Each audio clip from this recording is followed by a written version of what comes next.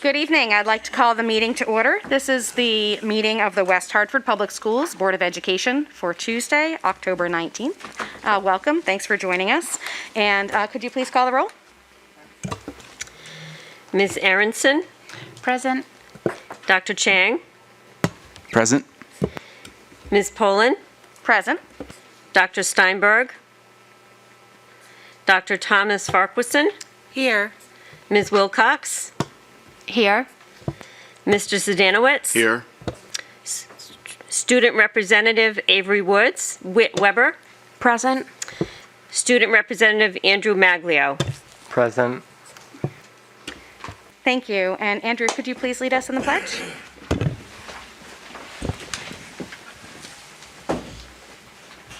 Allegiance to the flag of the United States of America and to the republic for which it stands, one nation, under God, indivisible, with liberty and justice for all. Thank you. We do not have any revision to the agenda order, so we will move on to public communications. I did take the sign-up sheet from over on the table, so I'll call people in the order in which you've signed up. As a reminder, we do not respond to comments. Each person will have 3 minutes, and then we take 7 comments per topic. When you're here, we ask you to start with your name and your address, and to keep your eye over here, where you'll get a yellow card when you have a minute left, and a red card when your time has expired. First on our list is Mark Greenstein.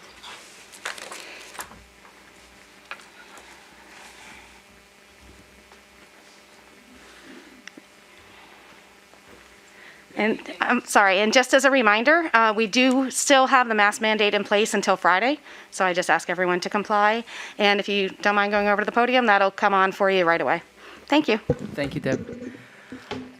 Board members and parents, I'm a West Hartford resident, well, Bugby grad and King Philip before I went to private school. But I've got a lot of West Hartford kids in mind, parents in mind, and especially the board in mind if things get contentious with one group of parents wanting this for the school for safety's sake, for quarantine's sake, for curriculum's sake, other parents wanting something else. You're going to have a tough year. And I have an organization that could help, and I just wanted to see if there's any interest in board members who'd like to see, for the rest of the year, the possibility of at-home schooling with West Hartford's curriculum. So that it could be West Hartford's own teachers who might feel uncomfortable in the schools for the next few months. It certainly would be with parents who gather just a few kids in the neighborhood who want, hopefully, that same teacher. But there are substitutes available. I happen to have a tutoring company that does put tutors with parents. It doesn't have to be my firm. There's plenty of out there, and I'm just hoping that parents and board members would be receptive to that not so traditional way of choice. And that could happen in anything except a science lab, pretty much any subject except for maybe Conard and Hall High science labs. It's fair game. So I'm around if you have questions. Thanks for hearing me out, and thank you. Mark, before you leave, could you state your address for the record? Oh, I'm on 2 Cross Hill, West Hartford. Thank you. Next, Gloria Mangual.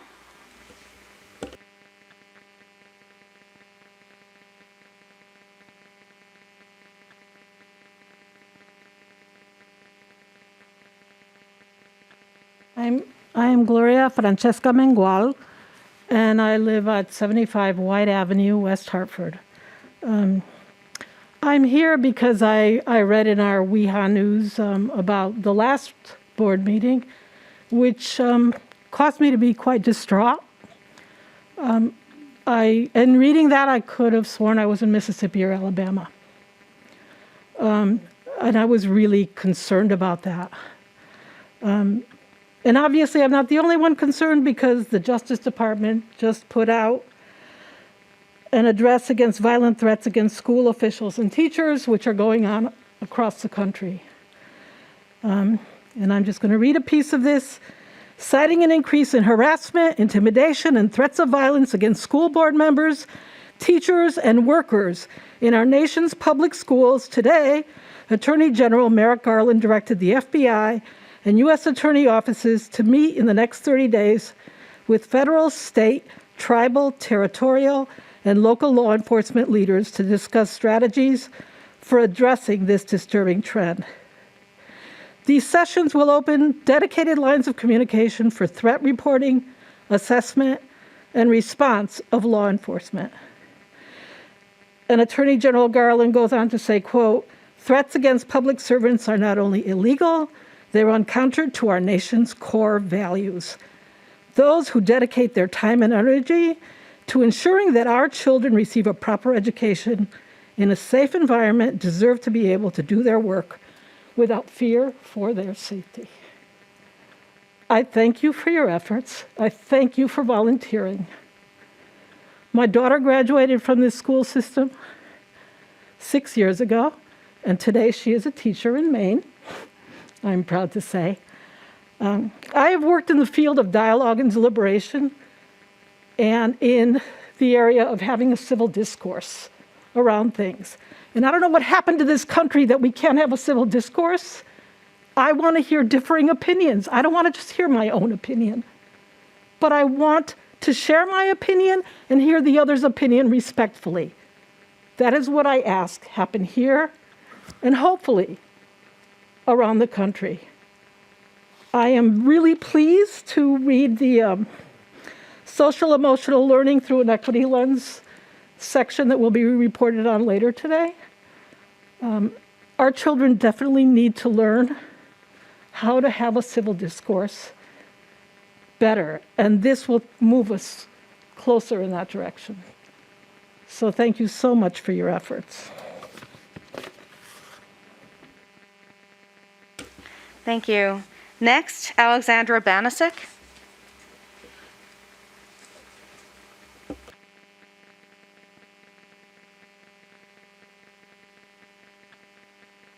Good evening.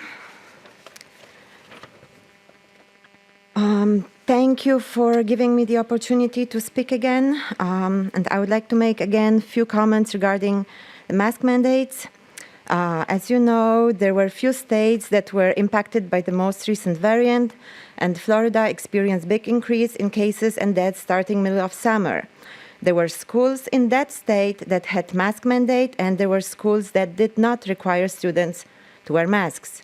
It turned out that as the cases were increasing throughout the state, they were increasing in schools regardless of mask mandate. When cases started to plummet, similar decreasing rates were observed in schools with and without mask mandate. That again shows, just like the Bangladesh study, that cloth masks are not an effective mitigation strategy. In fact, even last year during the holiday season here in Connecticut, positive cases were rising in schools despite the students being masked. Just like last time, I would greatly appreciate it if you could please forward to us, parents, results of a study showing benefits of students wearing masks in classroom setting. I am aware that Connecticut is still under emergency and mask mandates in schools are required by state till at least February 2022. I would appreciate it if you could please comment on how students in West Hartford public schools are instructed to keep their masks clean and change them every 3-4 hours as per Department of Public Health guidelines. I've been often seeing like soggy masks on little ones' faces. I would also appreciate it if you could please comment how the faculty and staff in West Hartford public schools have been advised to approach children that have difficulty in keeping their masks on. There's no remote learning option this year. Are there any exemptions for the children with medical problems like asthma? How do the schools adjust to these children? And lastly, during one of the previous Board of Education meetings, I learned that over 80% of children in West Hartford public schools ages 12 plus are fully vaccinated against COVID. Could you please comment why the kids in schools with such high vaccination rates still have to wear masks? since it sounds like the herd immunity has been already reached. Thank you for your time today. Thank you. Oh, I'm sorry, could you please come back and state your address, please? Name and address, please. It's Alexandrabanisik. It's 329 Cumberland Road, West Hartford. Thank you. Thank you.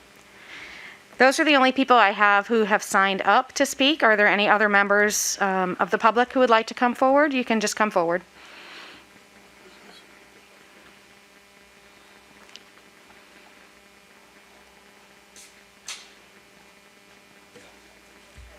Thank you. And start with your name and address, please. Jean Wigan, 6 Middlebrook Road.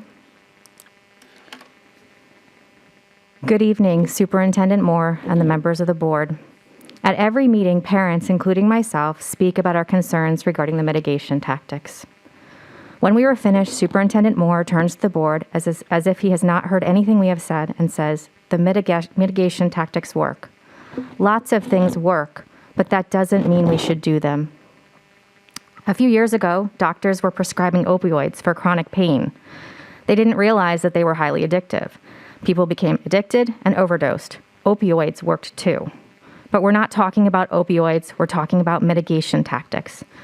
On paper, they look fair enough. Kids wear masks to school to keep others safe. Kids social distance to keep each other safe. Kids quarantine following exposure if they are not vaccinated. Well, that one really isn't okay in a low-risk population, where the vaccinated and the unvaccinated are minimally transmitting. What do these protocols look like in real life? It just sounds quiet. What are these protocols? Hear you You can perfectly. hear me? Okay, Yeah. thank you. What do these protocols sound like or look like in real life? A superintendent telling parents that they better get their children to wear a mask if they want to have a good relationship with their school. A superintendent telling parents that they had better get their kids vaccinated if they want their children to have a good year. A teacher scolding a child repeatedly to pull up their mask. A child telling a child that they are going to kill someone if they take their mask off to breathe. A child receiving pressure from peers and from adults to just get the vaccine. A child's medical status being exposed to friends and teachers because they have to quarantine. A child being forced to wear a mask despite chronic panic and asthma attacks. A child failing classes because the child struggles to hear and understand the teacher's instructions. Could these examples cause a mental health crisis among our children? Let's look at the October 7th edition of the Hartford Courant. It was published the day after the last meeting. I forwarded it to all of you. Children's is facing triple the volume of patients seeking urgent behavioral health care than it did over the summer, forcing many families to wait for hours for an available bed, and often for days after that for an inpatient psychiatric bed to open up at another institution, the Courant reported on Wednesday. Dr. James Schmierling, Children's President and Chief Executive Officer, described the situation earlier this week as a breaking point. According to the article, the week before, CCMC had as many as 47 children waiting to receive behavioral health care for conditions, including suicidal ideation and self-harm. Interesting. There's a school year pandemic mental health crisis taking place in our hospitals while we are prolonging the pandemic with mitigation tactics in our schools. Could there be a correlation? Oh, that's right. We don't know because you haven't done a risk-benefit analysis of the COVID-19 protocols. But you are providing increased mental health resources. Although if the protocols you're implementing in school are causing the pediatric mental health crisis, aren't you simply putting out the fire you started? Can you wrap up, please? I'm asking you once again, please conduct a risk-benefit analysis. You don't want to be responsible for enacting mitigation protocols that are causing children to self-harm and have suicidal ideations. Thank you. Thank you. Any other members of the public? Anyone else wish to address the board this evening? If not, we will move on to unfinished business. We have no unfinished business. Next is new business. We can skip through that, no new business. And we'll move on to staff communications and reports and start with the superintendent's report. Okay, very good. Some good news to report, a short report overall, but some very good news that we received at the end of last week. Our ESSER application, which we reported on before, we received notification late Thursday night that we have been approved for our entire application and with no amendments. So no even requests by the state or the federal government to make any shifts. So that funding is being released to us. Any modifications we make, that doesn't mean, as you remember, since it's for a period of time, we still have the option to make modifications if things come up that we feel are a better usage. We just have to file those modifications to the ESSER application. But very good news. And thanks to all my team for the work they did during the summer, especially Liz Hewitt for her work on that application. I also want to thank Jared Moore in the IT department, who applied for a grant that honestly I wasn't sure we'd be prioritized for, but we did receive it for $810,000 for mobile devices in our schools, as well as mobile hotspots and Wi-Fi hotspots that families in need that can come forward, and we can provide those for people, and that's what that money's designed to go out to make sure that the digital divide is not just lessened, but really eliminated. And I'm comfortable saying that in West Hartford now, there's no reason for any child not to have a Chromebook or access to Wi-Fi at home, so that every child in our schools has the same ability to do work that's assigned and to be able to be connected. And this grant certainly helps that. So $810,000, another sizable grant. Thanks to Jared Morin for his work on that. As you know, last week we began testing of students, voluntary, at the elementary level. I think it's safe to say we're one of, if not the first districts to get this up and running in the state. The state provides the program, provides the partnership. We have about 600 families that have signed up for this at the K through 6 level. And, you know, we described it before, but obviously the fear of doing testing of asymptomatic, these aren't kids that are coming forward that feel anything, is that this will increase your numbers and could lead to fear and everything else. And inevitably, it will catch some cases that wouldn't be caught otherwise. But in our first week, we tested 600 kids and had 0 positives. So it's a great indicator of the safety in our schools right now as we're moving forward, and just a really good piece of news for us. So again, 0 positives last week, and that testing is ongoing weekly. That same pool of students, we tend to have about 10 to 15 more families sign up every week. Right now, on that topic, we have 4 total positive cases in the district only, which is really also another indicator that we're doing really well, not just as a community, but within our schools, of not seeing school transmission, as has been seen in other places. When we see, you know, there's news stories out about the number of people going into quarantine, and how that's affecting school right within our state. We have a total of 7 people in quarantine in our high schools and our elementary schools right now across the board, a total of 7. That's out of 11,000 students and staff overall. So it's just, we're at a really good place right now, and happy to report that.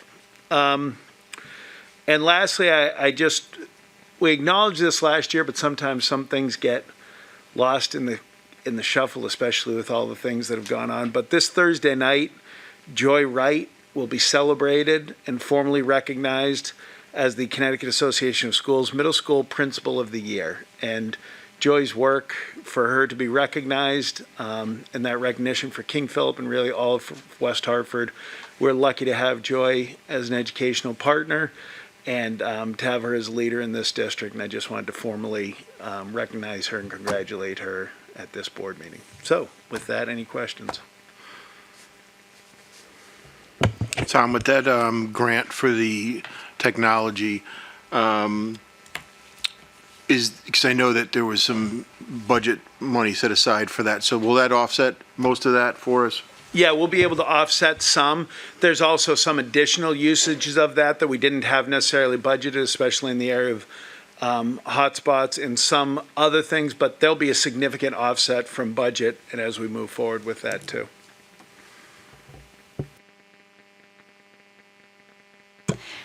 Would you mind giving us a quick update on the status of bus drivers and kind of TAs and substitutes? Sure. As we've said, we've done very well overall with bus drivers, especially vis-a-vis other districts. That doesn't mean there hasn't been hiccups in West Hartford. There has been some. But again, the state, I do have to say this, the state departments are working together very well. When we get a name of somebody that needs testing, typically there was a delay between Department of Motor Vehicles and when an application went in and then fingerprinting when everything came through. They are expediting this testing very much to get drivers on the roads. When we call and say we have somebody come in, the state's been very responsive in that way, so that's very good. As far as TAs, paraprofessionals, substitute teachers, certainly go on WHPS.org and apply to work in West Hartford Public Schools because we have openings, and we'd love to have people as part of our schools.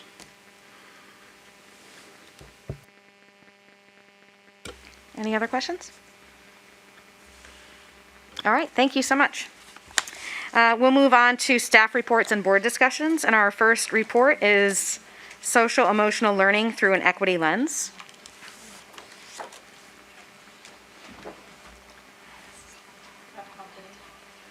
We have a full crew here today. Dr. Haskins, Dr. Ratchford, Ms. Ambroise, Ms. Campbell, and some students as well. Thanks for joining us. Watch your heads. This is when it's helpful to be more like Ms. Ambrose's height.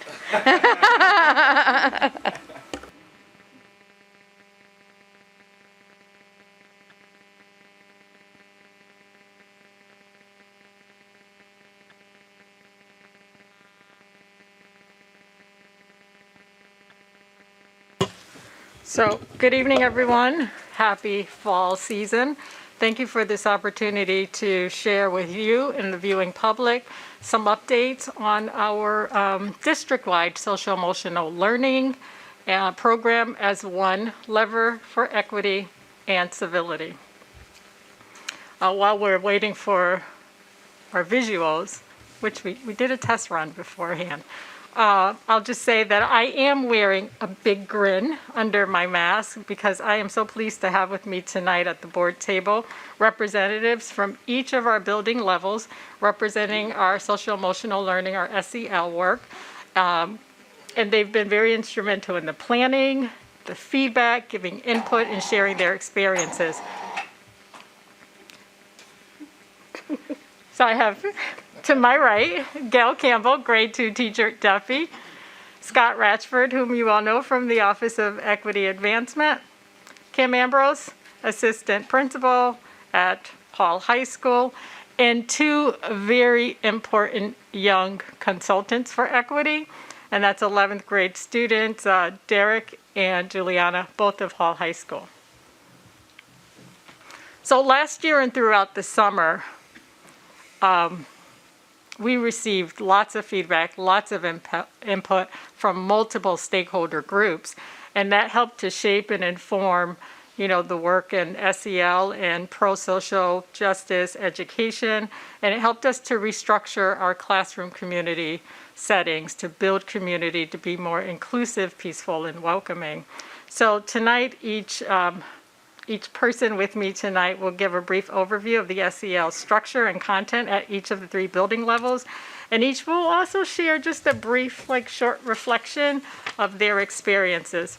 But as just a matter of refresher for you all, but probably new for some members of the viewing public, we have a set of research-based standards, a framework that we use, and it's adopted by the Collaborative for Academic and Social-Emotional Learning. And this helps us to cultivate knowledge, skills, and dispositions that are essential for, to helping us advance students' development and learning. And it's not just for students, it's for adults too. We also have a set of domains for pro-social, social justice education that we pair with SEL We don't really need research to tell us, but research backs the fact that you can't teach social skills in isolation. And so when these two frameworks are paired together, students can acquire real-world experiences, awareness, tools, and support, and competencies that they need to chart the course for their future, but also to influence positive change in their community. And so we see SEL as an equity lever because it really does promote conditions that enable all students to really realize their self-worth and to clear paths so that they can reach their full potential. And these are not just aspirations that we have. They align with our vision of the graduate, and it is really essential, critical skills that all students need and dispositions and skills that our adults who educate them need. So I am going to ask Gayle to unmute. Actually, I have to stop using the virtual terms when we are in person. I'm going to turn the mic over to her to give an overview of the elementary tenants. All right, all yours. Hi. This summer... You're on mute. No, I'm just kidding. Tap. Okay. I appreciate your humor. Thank you. This summer and also late spring, I had the privilege of joining a team where we really looked at our curriculum for SEL and SJ, that's social emotional learning and social justice, including specifically to tonight, our gender literacy work. We were revising this curriculum, and that included a lot of the books and materials, and we really wanted to look at and include all the facets of diversity at all levels, pre-K through grade 5. So we did that by reading a lot of books, and we tossed around a lot in our little group. We were a mighty team, and we really wanted to see what are these books? Who are the authors? We dove into authors. What were these authors doing? Who were they? What did they look like? What did they sound like? And what were we sharing with all of staff and students? We deliberated over many titles, and we rearranged what was appropriate for children at all of their developmental levels. And we wanted to include all levels of diversity in all content. We adhered to the social justice standards, identity, diversity, justice, and action, which you saw before on a previous slide. And we wanted to do different kinds of identities and different kinds of family. And I say that specifically as second grade because I'm stuck right there in the middle as like a middle child, but that's my world right now too. And the first lesson is all about identity, which is really important for kids. And we delved into every lesson for pre-K through grade 5. They are dealing with their name, and that unearths a lot of like their family history and who they are. And they're like, well, I'm named after my grandma, and like all kinds of stuff comes in, which is really important of who they are and their sense of self. And that's a really important part, we thought, for every child to think about. So that was really cool. And that came about for everybody. And it also important of like, who is your family and where do you come from? And what do different kinds of families look like? Because not every family is the same. So that is an important format for that. That flows nicely into our morning meeting format. Starting the day, most classrooms can do that right at the beginning, unless of course you have a special at the beginning. Every individual teacher's style matches up with the personality of their class, of course, and so that is going to provide the structure and the space for the young children to feel comfortable and open to share through the model of greetings, games, activities, and how they are going to share about their identity, their families, what comes from home, and how that meshes to the classroom. That flows nicely into your SEL lessons. I know when I walk by the classrooms of my colleagues today, sometimes SEL lessons are in the afternoon. In my world, it happens with my schedule to just flow right in the morning. It's inextricably connected to our second step lessons. They have great, in second steps, family letters that can go home and give you an overview of what's happening in the classroom, and that you can reinforce that at home as well, which is a beautiful thing. We also encourage, through our summer work, we did encourage in every SEL lesson to include an SEL journal in some way, so that you can express your sense of self in that journal. So it's not always public in the classroom, but sometimes those moments are private. And we do encourage that with children, that it's between you, your parent, me, so that is a safe space, as well as how you would like to share. Because sometimes about identity, it is a private space. We're growing the notion of the whole child. Our concrete example, I'm an elementary school teacher, so I always bring props, is something like the book Red. This book, you might notice the crayon right here. Children noticed right away, right? What's wrong with this crayon? Nothing. But they noticed that the wrapper is red and the crayon is blue. So throughout the whole story, everybody's telling this crayon, can you draw me some red raspberries? Can you draw me this something red? And they keep drawing something blue until one crayon, it's Barry, says, can you draw me something blue like an ocean? That was the first person to ask. And so the kids right away made some connections. Hey, that's just like the book by Catherine Otoshi that we read. It only takes one. So some of the lessons we're learning together as a group is it only takes one to ask certain questions. And that's the communication we're having. That's the community they're building, is it only takes one to ask that important question about your identity and about being different and how that's a good thing. And that this is still a crayon, right? And so the kids actually noticed inside, there's grandparent crayons in there, they're silver and gray. So there's family inside the crayon book. And so that some kids are like, this is just about crayons. Some kids were like, hey, that could be about me. I'm that crayon. And that's the beautiful thing, that we're getting kids at whatever levels that they need to understand about identity. So this is our careful, purposeful work. And we're going to segue over to Scott. Thank you. I suppose I need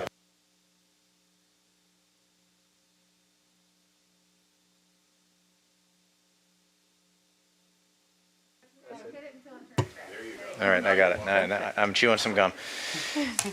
So thank you. Our work this summer as well as the elementary work was a continuation of a very important aspect of what we're offering middle schoolers that we began last year, and took lessons back with us, feedback from the previous year to be able to reflect on what worked, what we needed to change, but all of it really tied back to some essential aspects of what we want as a part of a guaranteed conversation that adults have with children, which is what does it mean to be part of a community and what does it mean to build a community that's an equitable community?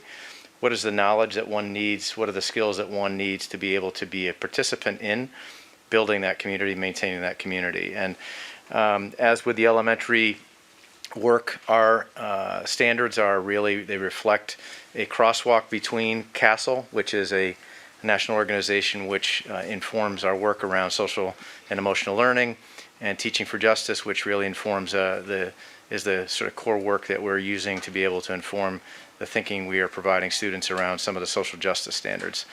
And we're trying carefully to build upon what the elementary school students have done in taking a good hard look at those identity questions and what it means to be part of a community, starting off with doing some very careful work to build community. And by that I mean build a safe space for students to really feel like they can get to know one another, who's in the room, who are the adults that are with them as human beings as well as educators, trying to make sure that all the students in the classroom are really part of a classroom in which they can have honest conversations and really look at some important issues. It's building off of that middle school model. The whole concept of team is really designed to be able to break the school down into smaller spaces. We wanted to build off of that and really make it such that the adults that are working with the students are in small groups. And in those small groups, students can have conversations about the theoretical, but also apply that to their lives in the day-to-day world of what it means to be a middle schooler. The structure is that the students are meeting together daily in advisory, but it's once a week for 20-minute sessions that they are focused around these social justice and SEL concepts. Like the elementary, we start with self. Middle schoolers are very definitely about who am I and very definitely about trying to define all the aspects of identity. And then ultimately leads to a sense of self in community. Where do I fit against a larger context and a broader, more diverse community? What's my place here? What does it mean to be a member of? Then taking a next step, what does it mean to be a member of a community in which we have responsibilities to one another? How is it that we respect each other in light of those differences? I love the crayon analogy. We really try to walk that to a next place where we're learning about how it is that it's okay to be different from one another and to respect that in that same space. What does it mean to honor that? And I loved our speaker earlier, one of our people who came in from the community, Ms. Mangual, who came to speak about what it means to have a civil discourse. We feel that those are important skills that our young people need to learn, and we need to model that. And so there are some definite lessons that are built around what it means to have discourse and what it means to call each other in and be able to have a conversation in which there are moments where we might not fully agree, or where we may make some sort of a misstep, and how do we repair that work. And so that's the sort of arc. There is a feedback loop that we built in this year because we know this is still work that we're evolving and growing and try to get better at.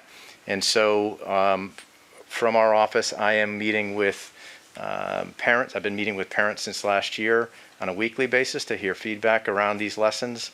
This year, we're also continuing to step into the schools and hear from teachers. Where are they? Meeting with teams and team leaders on a regular basis, and also groups of students to make sure that what we have designed is actually what is landing in a way that is being well received, well understood, well implemented. So we feel like it's really important work.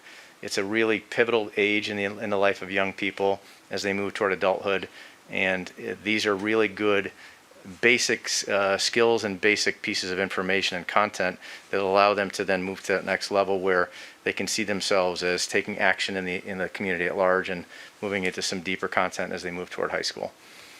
Good segue.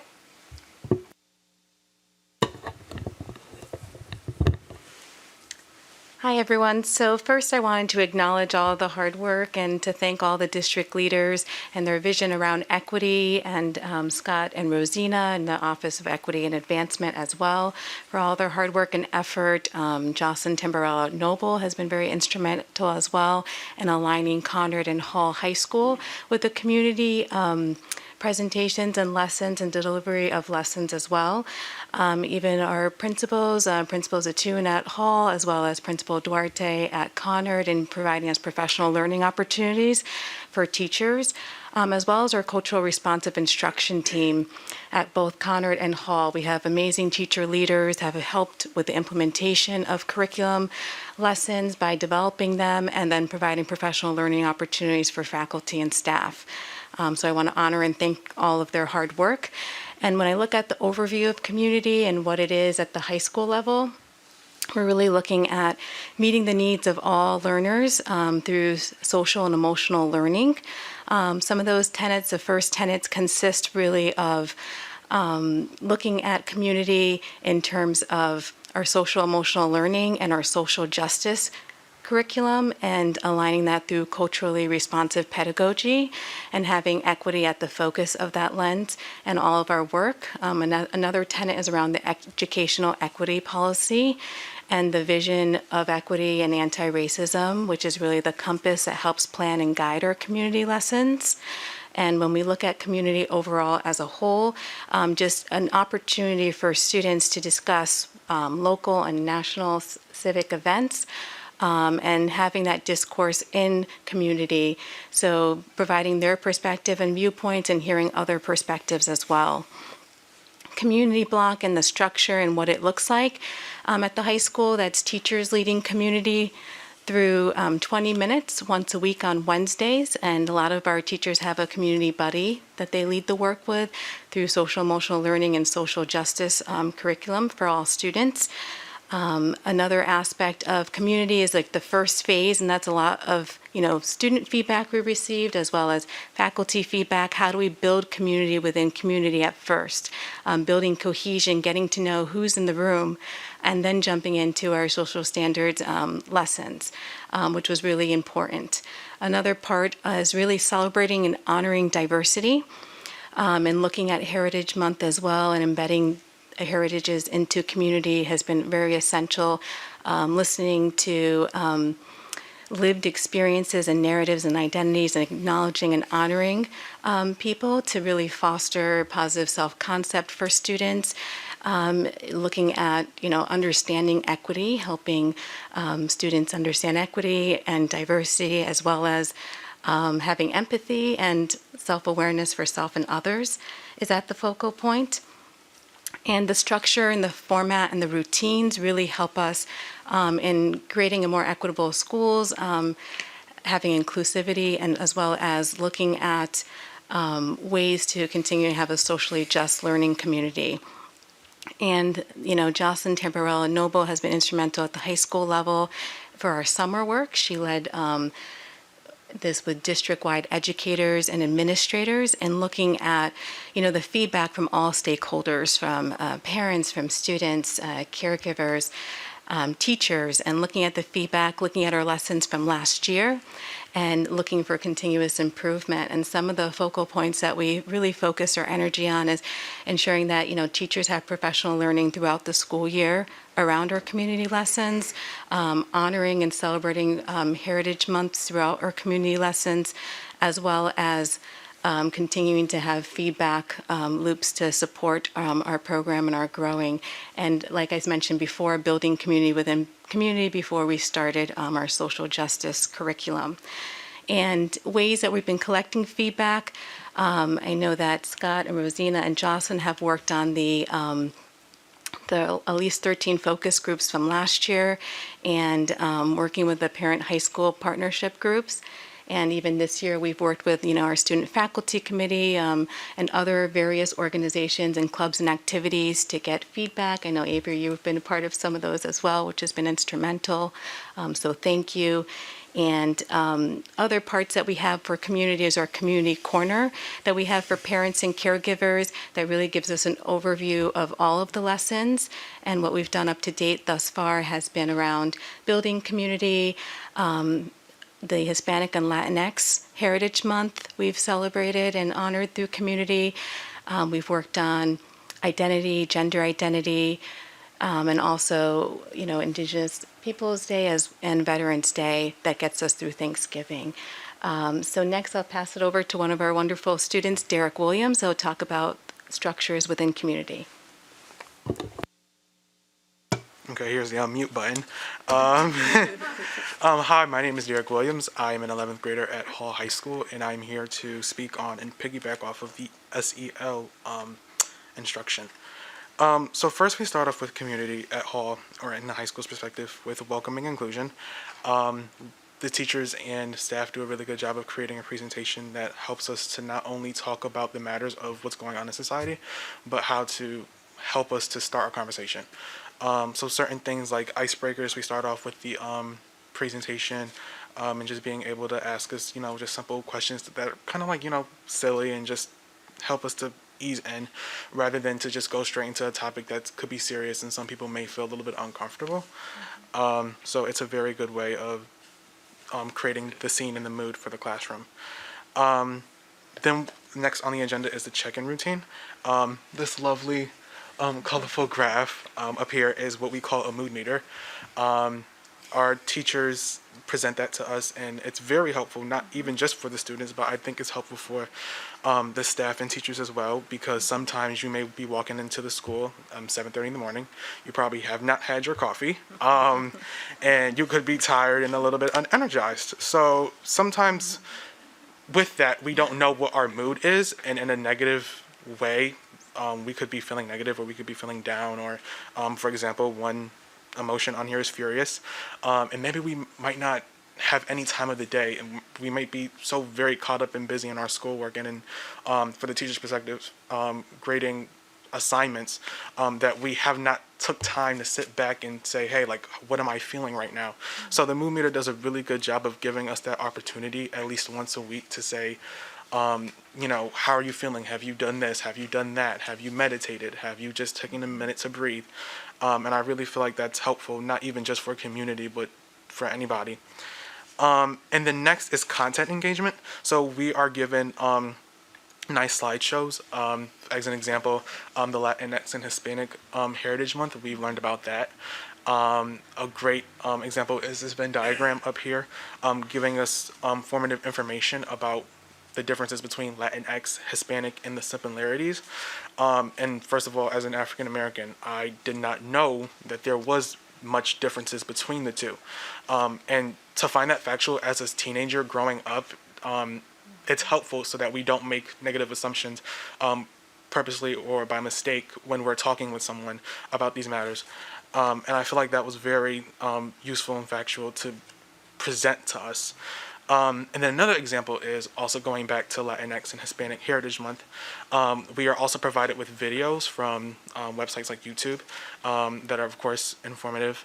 One was a cool Coca-Cola advertisement, and it was this Coca-Cola truck driving around neighborhoods asking Hispanic and Latinx communities or individuals in the communities what it means to be Latinx and what it means to be Hispanic, and it was really cool. The Coke bottles had nice like tattoos on them, and you just put it anywhere on your skin. And the tattoos were famous Hispanic last names, like Sanchez and Rodriguez, just to name a few. But it was really good, and just to see that. And the overall concept of community, to learn more about us and our differences as students and as teenagers and as people, high schoolers getting ready to enter the real world as adults, it's very helpful for us to learn more about ourselves, the community, and the people that are different from us, that have the same goals as we do and are close or have already achieved it. For me to see that as an African American teenager, it makes me do backflips and cartwheels and whatever else I can do, because you would too, because this just shows us that we matter. And I kind of get a little emotional talking about it, because we need to see that in this world, in these days. And just what we're learning, Veterans Day, Indigenous Peoples Day, Black History Month coming up, Hispanic Latinx, also LGBTQ+. This is very factual. And not only is middle schoolers and high schoolers are doing this, but middle schoolers and elementary schoolers are learning this stuff. And for them to learn it at a very early age, that they matter and that you shouldn't be scared to be who you are, that's big. And that I really feel thankful that we have, because not everybody can say that you feel comfortable with being who you are. And for us to learn this in school outside of our house, that's another thing on top of that. But I'm very thankful that we have this implicated in our school. And I would like to pass it on now to Juliana to talk more about this. All right, so in community, we really like to focus on having productive conversations and respectful interactions. As an individual, I'm very for being able to advocate for yourself, being able to have assertive and respectful conversations. And I think sometimes we get so caught up in our own opinion and our own perspective that we don't listen to other people. And I started using this babysitting. My kid, they're 5 and 7, and I say, stop and listen to your sister. She's telling you to stop licking her, stop. And I use it in community sometimes. People are yelling at each other. I'm like, stop and listen. I use it on a 5-year-old. It works on high schoolers, it works on adults. And it ties back to the respect part. You have to respect people, you need to listen to them. And especially when we're talking about sensitive topics or topics that people aren't necessarily comfortable with, it's really important to stop and listen. You don't have to agree. We don't have to agree on everything. It's never going to happen. It's just how the world works. But what we do need to do is listen to others' perspectives and be okay with disagreement. And in community, we really like to stay engaged, be okay with discomfort, respect others' learning journey, and accept non-closure. That non-closure part is very important. We're not going to solve every problem in the world in a classroom with 20 people. It's not going to happen. But what we are going to do is discuss them, recognize others' opinions, be okay with that, and respect others regardless of their opinion, whether it be the exact same as yours or the total opposite. It doesn't matter if you disagree, you just have to respect one another. And in community, it's something we emphasize, and I think it's very important. And even going back to the mood meter, we've been using it since 6th grade, and it works. It's a great resource. It also breaks the ice, which leads to having more meaningful conversations because we're more comfortable. You'll come in at 7:30 and someone's like, oh, I'm exhausted because I had so much homework. Well, how does that tie into social justice and all these things? It makes you more comfortable. It makes you feel comfortable in the environment that you're in and speak eloquently and respectfully and just think about it because you're more comfortable. And that allows for acknowledging different cultures and backgrounds, because we come into these lessons with amazing presentations and videos and people are like, oh, it's just a video of a Coca-Cola truck going around. What does that mean? When you sit and you think about it, you discuss it, you realize that it's not just a Coca-Cola bottle. It's talking about differences of where we come from, what our names mean to us, because oh, it's just a name. It's not just a name. It comes from deeper inside. And when we talk about social justice, I like to come back to we have to know what we're talking about. So even on our slides, we give definitions. So social justice, justice regarding distribution of wealth, opportunities, and privileges within a society. And I think Hall and West Hartford in general does a really good job just incorporating that into curriculum, just because West Hartford is such a diverse place, and it's crazy because you have polar opposite communities that can come together and have such great conversations and be best friends, whether you're exactly the same or polar opposites. And it's an amazing melting pot. It's not just a good representation of West Hartford, it's really a representation of the United States. We're a big melting pot, and we're going to disagree. It's just what's going to happen.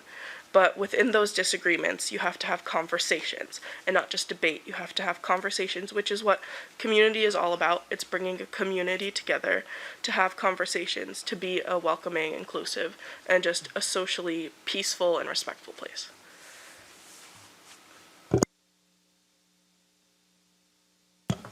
So, yeah, in a world that you can be anyone, I think it's just important to be yourself, to be able to just be yourself. And I appreciate your perspectives. The perspectives of Derek and Juliana are just a few of a multitude of student voices that we have invited to share their feedback, their experiences, their input through surveys and focus groups. In meetings like one that we attended last evening, a virtual meeting with Hall High School's Student Equity and Diversity Council, Avery was among many of the voices in that virtual space, and it was so expertly facilitated. And I won't speak for Avery, I'll let her speak for herself if she wants to, but I was very proud of how insightful the students were and providing insight and feedback into the lessons and about what's working and what's not. This is for them, and so we need to hear their experiences. Here are just a few other quotes from students, just feeling like they can be themselves, feeling like their identity is respected. Here, a student really enjoys the flexibility in the discussion where it's set up where teachers can go into more depth in each segment. So we made some revisions there too. And then one quote, one of my favorites is, being comfortable with discomfort. And we realize we have work to do. And we appreciate the constructive feedback. The need for more turn and talk came up last night in the conversation before asking to share on sensitive topics. And so these are just a few of examples that inform our continuous improvement. The one thing that resonated with me from last night's meeting with students was their appetite to better understand why we are doing this and how, more explicitly, how it relates to the vision of our graduates. And so we continue to elevate their voices and just to build more inclusive environments. And so I just wanted to wrap up with this 1 minute video, 1.5 minute video of our students. This is our Every why. student in the West Hartford Public Schools has the right to access opportunities and educational programs or activities that cultivate their unique gifts, talents, and interests, regardless of race, color, religion, age, sex, sexual orientation, national origin, alienage, ancestry, disability, gender identity, or expression, or any other basis protected by state or federal law. Every student has the right to an authentic feeling of belonging and safety. We acknowledge that current and historical systems of racism, privilege, and oppression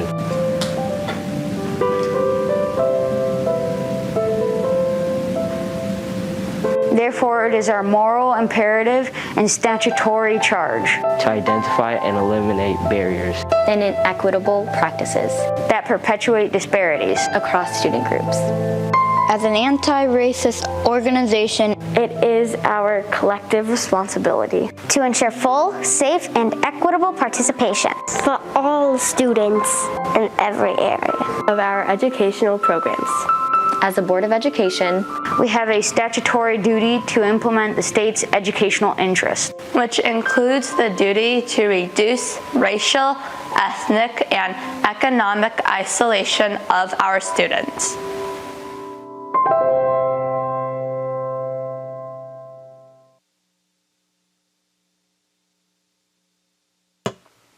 So that is our why. That always happens.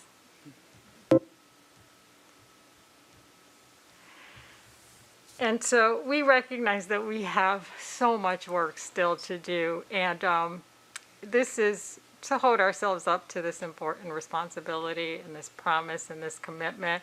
And our SEL motto isn't one that we could emulate from anyone else, we could borrow, or we could even buy.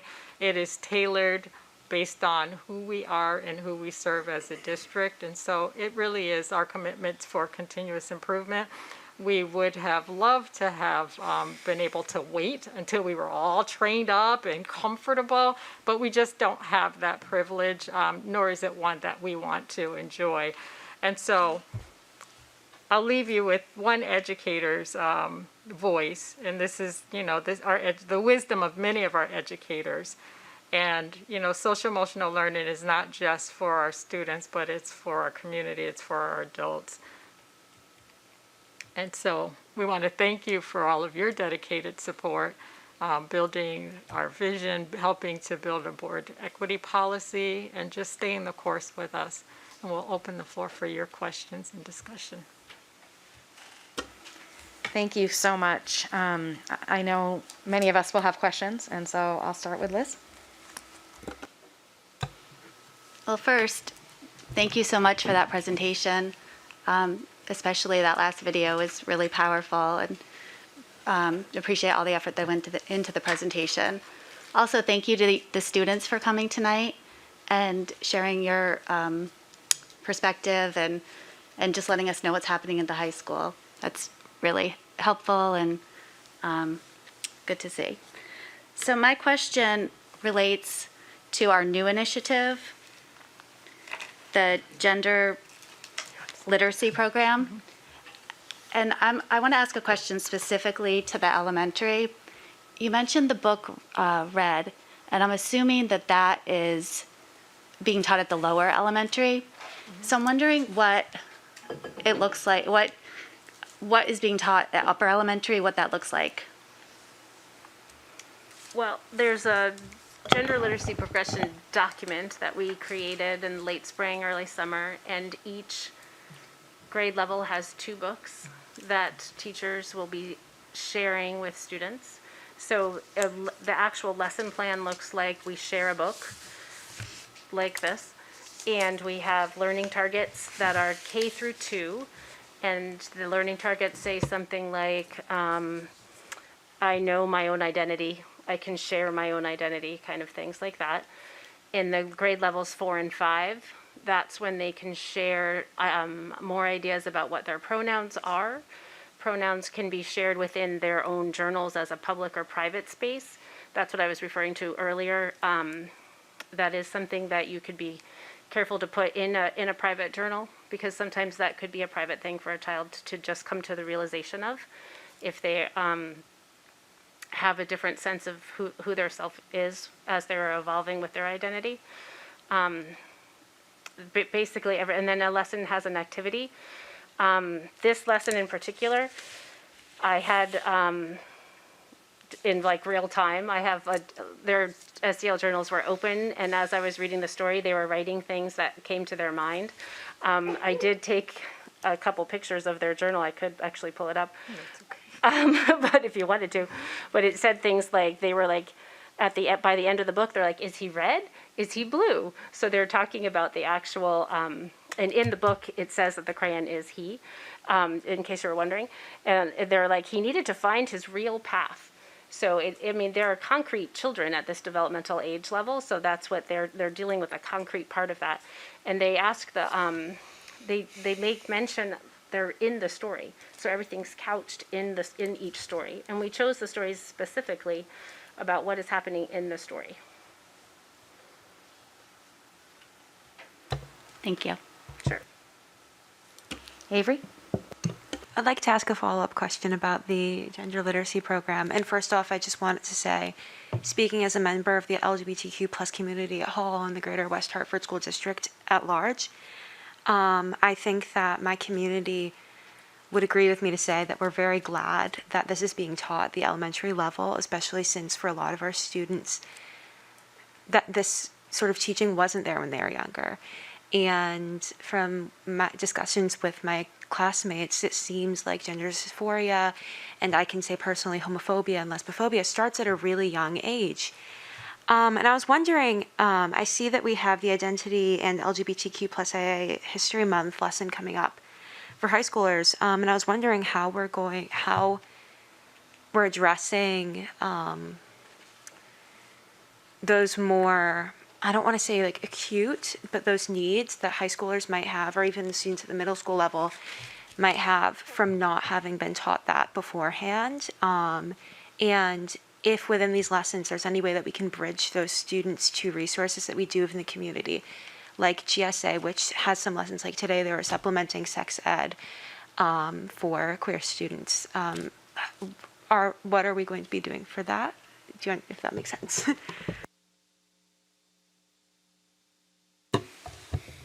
Avery, great questions, and I can speak to the high school level. You mentioned a lot of, organizations like GSA, for example. Elise Dunphy Hendricks has been helping us with the development of the lessons and the resources, and she also presented the professional learning to staff and faculty just a few weeks ago, along with our culturally responsive instruction team. And that's something that, through the Student Equity Diversity Council, Student Faculty Committee, and other various organizations, we'll continue to get input from students before the lessons come. So then, resources and all the other important pieces that you mentioned today will be, at the forefront with those lessons. So it's extremely helpful. Thank you. Questions or comments? Jason?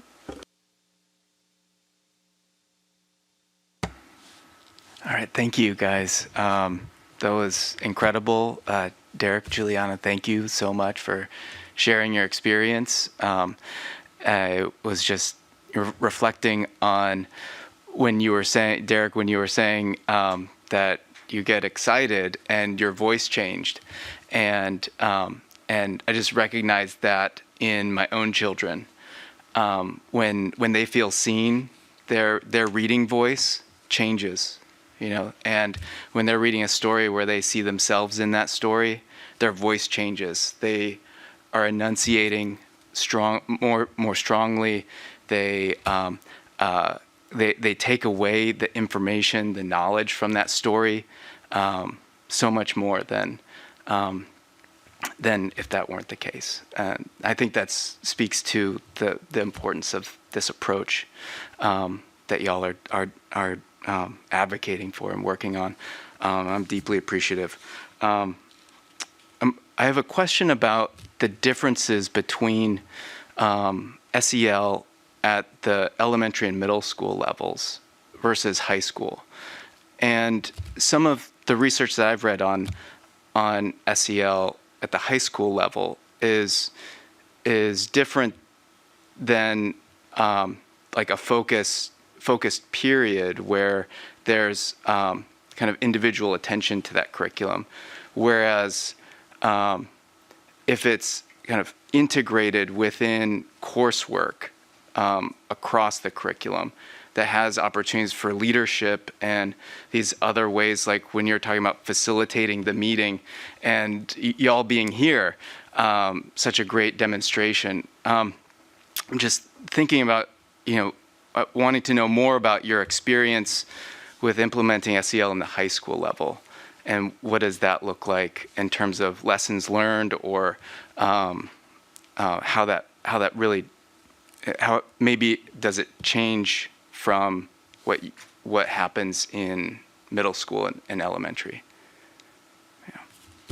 I can just speak to, so the competencies, they don't change, developing a good positive self-concept at an early age, but then we have to keep, because when you get to middle school is a time of complex change and sometimes challenge, and so when you get to middle school, I think that becomes even more important to just re-emphasize and build personal awareness, personal self-concept, so that it's positive. And again, we go back to throughout all of the developmental years, we go back to the windows, the mirrors, the windows, the sliding glass doors, the identity piece, how you see yourself. I think that is just, across all 3 levels, that's where we begin, and we keep re-emphasizing that. I think that at the elementary level, we focus it in civics. And so we utilize that, our teachers utilize that. We also have other programs that anchor it, like Second Step, right?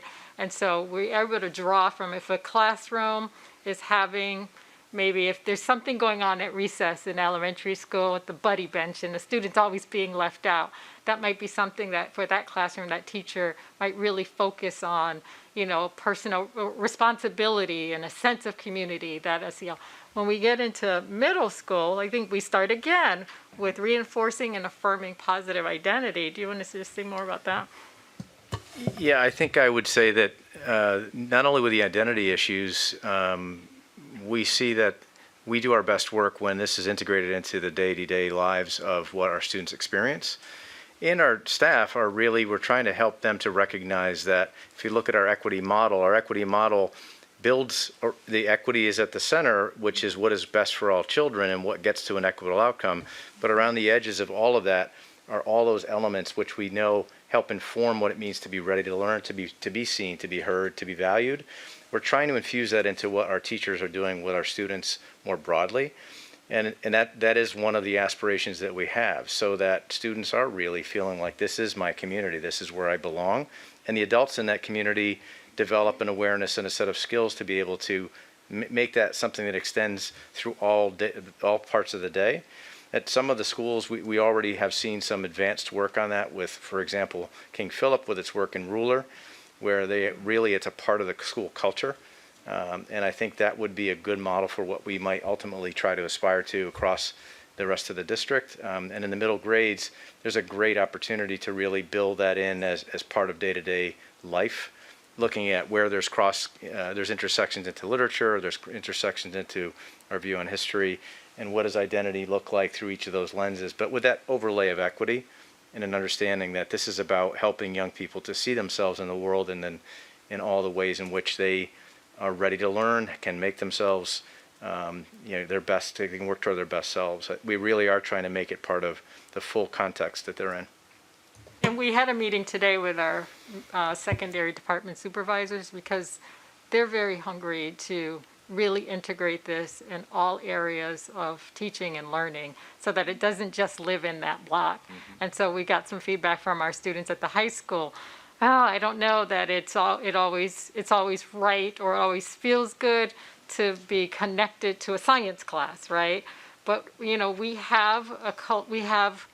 expect that everybody has an individual responsibility for our collective vision, and so it just can't fall on any one department, any one teacher, one area. I would just like to touch on that, and I would like to say that for the SEL, it's not even just a lesson. It goes as far as a teacher saying, oh, how is the class feeling? Do you want an extension on this homework? I'll give you guys till Saturday to do the homework so you guys can go to the football game tonight.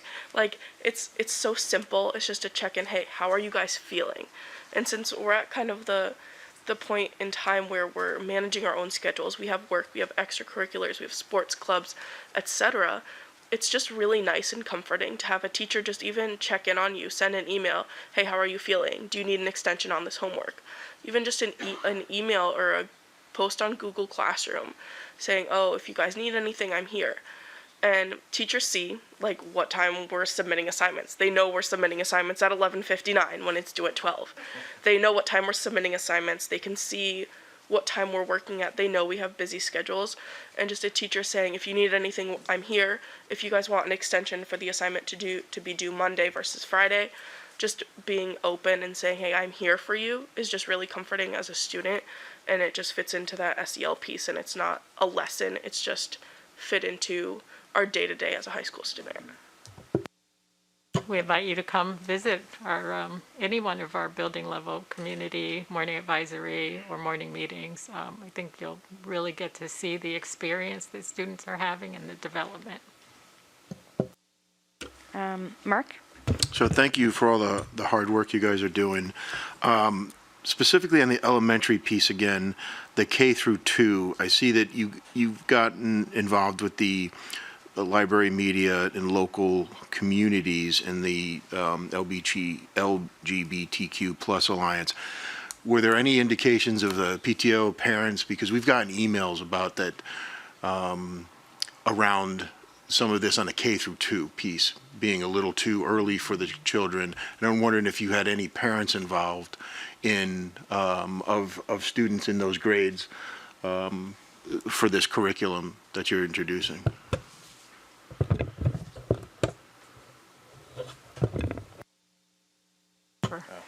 Yes, no, thanks for asking. So we had 3 different parent work groups at each building level. Yes, we had K, first, second, third. We had every grade level represented in our work group.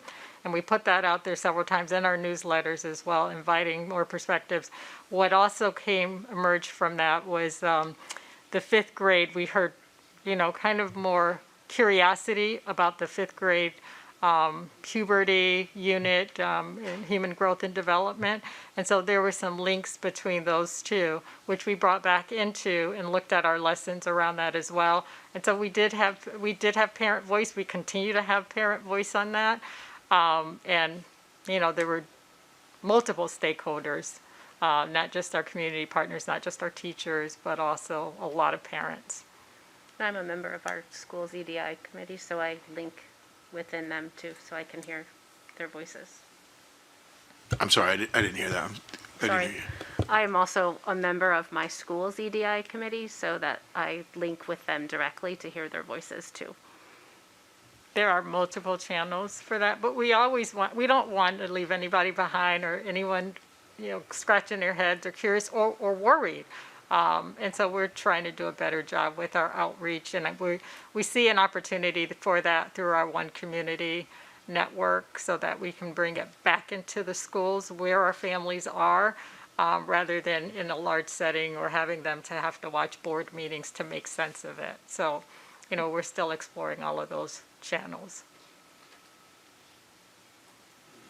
Andrew, and then Lorna. Like everyone else who's spoken, I really appreciated the presentation and also hearing from fellow high school students, because I know my experience in my community block at Conard is definitely not representative of what every student is engaging in, because of how fluid the conversations can be. My question is about, so I know most of the community block topics focus on ethnic and racial and gender diversity, and I'm curious if there's ever an aim to highlight differences in political ideologies, because I know, especially towards the upper grade levels, that's something definitely some students are more comfortable with their political ideology, political identity than others, where there may be discussion less because of differences in learning progression and more simply just because of differences in opinion. That's a great question, Andrew. And so while we don't intend to politicize that environment, it doesn't mean that it doesn't come up, right? Because we are talking about real world issues. We're talking about, disparities in health disparities. We're talking about socioeconomic disparities and disproportionality. So sometimes those things come up, and that's why we subscribe to those norms, because we want to be respectful. But it is never our intent to politicize the environment or to impose our own adult views on students, but we provide a way to hear sometimes some of those political ideologies and to put them in their proper context and in respectful way. If I could also, Andrew, this is one of those, when we talk about inculcating into the curriculum, as a former history department chair, this is one of the things I've always been adamant, that American government has to be everybody in the school in the same classes, no separation based on anything, so that there can be an honest honest understanding of what you believe, why you believe it, and that's why we go through the Bill of Rights. That's why we go through what are your beliefs, and there's so many different elements different teachers will use to look at what are the difference between liberal or conservative, or how does that come about being, and then those discussions. So that's something that lends itself to a government class that, when done well, really can inculcate this work in a way that you can have exceptional discussions.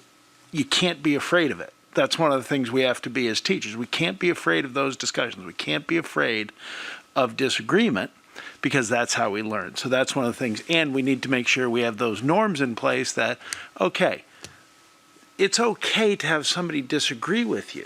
That's the thing that we can't feel personally violated because you don't agree with my beliefs.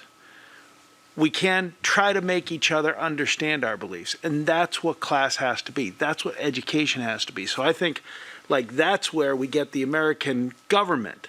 And then you look at U.S. history. I mean, both required courses.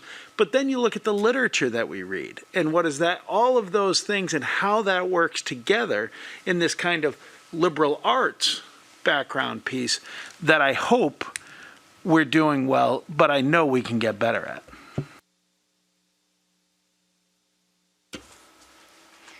Lorna. Thank you so much. I have a comment, or rather a question, and then I'll follow it with a comment. My question is, from the information presented in the booklet here, reference was made to opportunity gap. And I know oftentimes we hear of achievement gap. May you just share, in as concrete a way as possible, what the difference is? It's a rhetorical question, but just want it to be known for clarity for those that may not understand the difference between the two. I mean, I can cite many of them, but opportunity gap, looking at the complexion of some of our music ensembles or performing arts, or who's, on the athletic field or in the performance stage, or who's going on to college, what kinds of careers. So just opportunities to really show and advance toward your potential, reach your potential. And so it comes back to our motto: clear paths, bright futures, and no limits. And so that's a difference between making the grade, right, and really excelling so that you are free, you're recognizing your self-worth, your humanity, and really soaring to be whatever it is that you aspire to be, or maybe not even realizing that you have that potential, but accessing your own spark. That's the difference of opportunity, and making sure that we can provide access to that. But we've got to really help students to get there and recognize that in themselves. Wonderful. Thank you so much. And the comment is echoing what has already been shared. Very much appreciate this presentation and the work that's being done. And for you two, very, very proud of you two. I'm proud of you because the things that you are speaking of and the confidence in which you're speaking about it, there's some adults that are not able to do that. And so hearing that you are taking the experiences you're having and sharing it with others, that is powerful. Because as we know, you're in 11th grade, correct? 12th grade? Senior, oh hey, all right, senior, all right. So soon you will be leaving WHPS and you'll be in the real world. And it's important all the more for you to take these lessons with you out there, because in those moments, that's where you will truly see the resilience you have within yourself. And with that, it's so wonderful to see the learning is going all the way down to our elementary school students, because by the time they get to where these young people are, boy, talk about the resilience that we will have in our young people. So thank you, and please continue to do all that you're doing. Thank you. Any other questions? Avery? I just shortly want to ask, and following up on the discussion of students being able to come here and speak, what does teaching self-advocacy look like in the middle grade levels? And how does that compare to the elementary school advocacy lessons and then connect to high school lessons? What does that progression look like? That's a fantastic question. So I think to Mr. Moore's point a moment ago, one of the things that we're trying to do in the middle school advisory currently is trying to offer a skill set, but also to talk about what it means to be one's true self, to look at it through that lens of identity and to think about what one's ideas are. Sort of maybe thinking through also what Andrew's question was about understanding my own thinking first and really, really clarifying my own values, and then being able to go and speak about those to others in a way that is honoring that they may have differences of opinion. We haven't really broached fully yet into where I think we need to go, which is to give students more of a lens of what it means to advocate in an adult community. We are talking about action, what it means to take action. And in our version of action at the middle school grades, it means that I have really reconciled what my own feelings and thoughts are about some of the larger equity issues. And then what is it that I feel compelled to do as a person who then, with those ideals and those values in mind, has a responsibility to whatever that may mean to me. And then giving options, looking at a menu of options in ways that I might speak up, I might take action to make this a more equitable community. We have done some building around that, but I do think there needs to be a little bit more attention given to what it means to be an advocate for myself more broadly. So I think there's room for us to go further with that. I think with human development too, and you're certainly a far greater expert with your background than I am, the idea of empathy, and this is where it's important that we don't just say, okay, we're doing the same thing here, here, here. Empathy is so late to develop, and really it can come about at very young for some people, and it can come about in their 20s for other people, and it's not always their fault, and that it's part of brain development. I don't know if you want to talk about that a little bit too, and just the importance of empathy, but understanding we have to meet people where they are. I mean, in terms of the brain development piece, I don't know, how deep you want me to go, Mr. Moore, but how much time do we have? I guess what I would say is, we try to meet, as with the elementary level lessons, we try to meet people where we believe most are, right? And so in terms of the middle grades and as people move into young adulthood, you all are watching your peers, you're looking around, we're trying to foster an understanding that people move through that development in ways that aren't always the same. But there is a need to start with looking at who I am and in context, because I think that's a hard shift for people, and developmentally that does take time.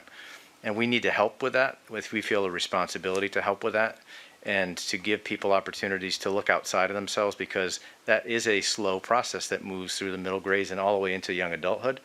But the more we offer opportunity to look at different points of view and perspectives, the more we help to build people's empathy muscle and ask them to step outside of themselves in a way that is safe. So we really try to build space for that. Thank you so much. And if I may, I really, really appreciate how you mentioned options. And I really hope that throughout all these different levels, we can have so many different options for students to be able to be self-advocates in whatever capacity is at their level and comfort. Any other questions? Jason? So I wanted to ask about the Latinx community in particular here, because I'm thinking about the different ethnic makeup of West Hartford, and the Latinx community here has roots in the Caribbean and has also not just what we might think of as Latino identity, but also an Afro-Latino identity, and in other other spaces, a strictly speaking African American curriculum wouldn't necessarily speak to those experiences, right? And given the strength of those communities, those Afro-Caribbean communities in Central Connecticut and in West Hartford, it's made me curious how that is, made apparent, or how that connects in the curriculum. And sort of in relation to that is to think about the gender literacy that happens, if that can also affect language instruction in Spanish, because in Spanish there are gender, conjugations and different ways that that those binary gender constructions are a part of the language that the LGBTQ community in Latino communities have addressed in various ways. And, you know, just to think about those communities and to see that level of awareness across those different dimensions. You know, I'm curious if that is something that is, you know, in the curriculum, or what your experience is with that. And I think I want to leave it there. So yeah, thank you. It's not explicitly in the SEL/SJ curriculum, but it has been something that has come up when we've talked about gender identity and the Latinx community. We have heard voices about how that's being reflected, and so that's something that we're studying more. But when you talk about the broader, you know, social studies curriculum, I mean, that is something that, like, you'll hear more from Paul about that. Even in the next week, we have one community presentation on some updates, not just legislative, but some meaningful revisions that we're making and considering, just based on what we're learning about, again, who we are and who we serve. And so we're really trying to leave no stones unturned there, but it's not perfect. But as we learn more and we hear more, we try to do better. Not to oversimplify that, but that piece, when it comes to the Latinx community, it's something that just came up in the last week in talking with students and how they want to be reflected, even, you know, the terminology Latinx and what that means for different people. It's very different. And so that's just something we're trying to make sure that we understand so that we can honor it and respect it in its proper way. Just one other, or a couple other points I would add. We spend quite a bit of time talking about intersectionality with our students. The last thing we want to do is land on the notion that there are these defined identities, that this is the way to understand this identity group. I think we've been down that road in education before, and we want our students to really feel like I get to be myself in all the ways that I embrace the various identities that I am. We make sure we leave careful space for that, and that we really explore what that means. And it is deeply personal and nuanced. But also, I would say that part of what we had hoped would happen is beginning to happen. Roszena talked about meeting with our department supervisors. We already see where this work is really beginning to stretch outside of community and the work that we're doing in this lane. Our world language, world cultures, program has a definite look at what it means to look at those identity lenses through the lens of cultural aspects of the various languages that are taught, and to make sure that it's not taught just as a skill set, it's taught in context of identity and culture. So I think there are places where that conversation is being had. Yeah, that's really helpful. Sorry for my pause at the end. I couldn't remember there's one other thing I wanted to ask about, sort of related to that, and you guys have, kind of come back to the question, but I was looking at the Asian American Pacific Islander Heritage Month, which has a really different kind of, approach than many of the other ones, which is a community panel. And I'm wondering a little bit about the history of that, or that choice, and if that could even be reflected in some of the other areas, to have community panels, because it sounds like there's some listening going on and other community conversations. So we heard from students last year during Black History Month that they really wanted to lead more of the Black History Month celebration and recognition. They wanted to make sure that we were moving away from oppression and more agency and celebration of accomplishment, but not lose sight of history, a fuller, more accurate narrative. And so our students led an amazing panel discussion last year. It was really, really great at both high schools. I think they connected virtually, both high schools. So it was the first time we were able to bring all of the students together at the high school level for a program during advisory time or during community time. So students then said, we really like that. That's a model that we should probably try to keep going for the other Heritage Months. We're here. We love being heard and seen, and we like to tell our story and share our experiences. So that was inspired by that. Every time we have a motto, we try to, a framework that we develop, we try to hear from students about how it's working. And ultimately, we want to hear from our students. I mean, I couldn't wait for us to, I really value my colleagues, but I couldn't wait to get to the finish line and hear from Derek and Juliana, because that's what it's about. That's who, they are our why. Juliana, I think you had something you wanted to add. I just wanted to touch and just say, or recognize rather, I know at the high school level, we not only have United States history as a graduation requirement, that history requirement goes not only just U.S. history, there's U.S. history through the African American experience, and now I believe they merged African American and adding on Latino American studies. And I think that's just a great opportunity in class that no other district really has. And I would just like to say Miss Claremont does a stellar job teaching that class. She does amazing. It's not only engaging and enjoyable, it's informative, it's not opinionated, it's just straight out facts. And it's a great class. I honestly, I've never not enjoyed any history class in West Hartford, ever. I couldn't say that for any other subject. But my history classes, I have always enjoyed them. I've always enjoyed my teachers, and Miss Claremont was just like that cherry on top. That class was amazing. It just provided insight and information that I would not have known or just been introduced to had I not taken that class. And I would just like to recognize that and just say that's an amazing program and class that's offered in West Hartford, and it's a great way to incorporate different ethnic groups and backgrounds into the curriculum in West Hartford. Thank you. Any other questions before I go back to Avery? Amanda.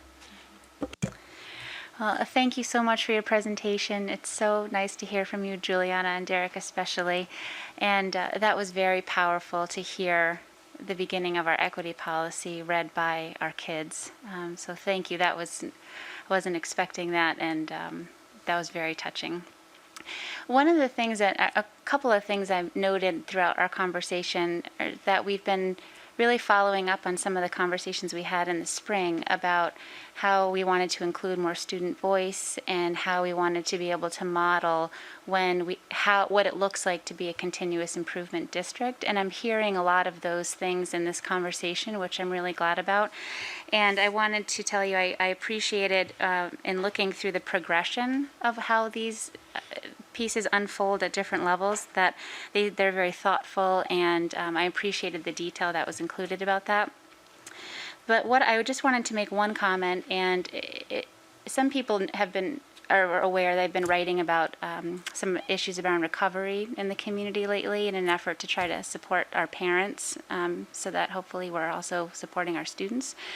And there's a concept in the recovery community called playing the tape through. And it's typically applied to substances where it helps people think about, if you have one substance, how will you feel after that? Would you be more prone to have another one? And then what happens after that? And it kind of trains your mind to follow the tape through to decide if you want to make that first choice, thinking about how that will end. And when I think about how that applies to our equity policy and the work that we're doing, everything that we're talking about here is supporting children and their development. And when we play that tape through, what we're talking about is supported people. And supported people create supported communities. And when it comes particularly to the gender literacy program, not too long ago, we had a statistic that wasn't specific to West Hartford, but in general, that 70% of all the young people who died by suicide identified as transgender or LGBTQ. So by omitting that information when they were young and growing, they died. And so when we think about what we're doing by putting the gender literacy program into our young people's lives in a variety of ways, not just the schools, we're helping them to feel supported and grow so that they live. And so the work that we're talking about tonight is really work of life and death in many ways. And when we think about it through all of the different elements that we've touched upon tonight, that tape continues to play through, that all of this work just keeps people feeling more and more supportive, finding more and more ways to continue doing that. And that's something that continues to me to lead directly to the mission that we aspire to, which is why we put it at the top of the equity policy.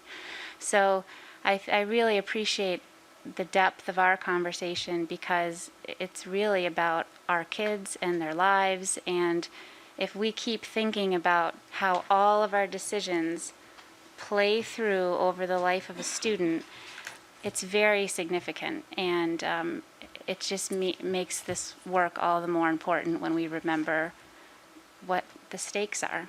So thank you for your commitment to that and for your student engagement in that, and the support our community has given, because it's been very significant. So Thank you. And we'll take one more question. Avery? All right, thank you so much. I know I've spoken quite a lot. I actually do kind of want to circle back a bit to, anyways, so I wanted to ask, what sort of role do teachers, faculty at our schools who have these identities, what role do they have in these community lessons, panels, these other programs that are branching out of this initiative? And just to give some context, I remember you were talking about Ms. Hendricks leading lessons for faculty training leading up to the LGBTQIA plus History Month meeting. But I remember in GSA we had one student teacher who was part of the LGBTQ plus community who was at our school for a few months come in and talk to us, and how big that impact was, and how lucky we were as a group of just 20 students out of the near 1,000 at Hall High School and the thousands in West Hartford. And is there any way that the voices, if they're comfortable with it, the voices of our faculty and like elder members of our community who students can see themselves reflected in real life, and be able to connect to and build those community connections between those specific groups? Is there any way that their voices are amplified by this program? I hear a great suggestion in your question, Avery. And so just to give you a little background, some years ago, our teachers started the LGBTQ staff advisory because they too wanted to feel connected. They wanted to feel safe. They wanted to feel valued, seen, and heard.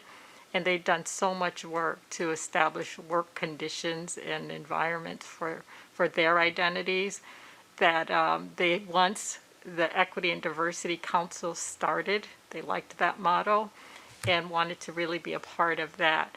And at that point, they shifted from being a staff advisory to what's now called the LGBTQ plus Alliance, because what they have done, the work that they have done for themselves and each other as adults, they wanted to translate that into our schools with our students and with our families too, and recognizing, different family structures, diverse families, and diverse identities, and the intersectionality that Dr. Ratchford referenced.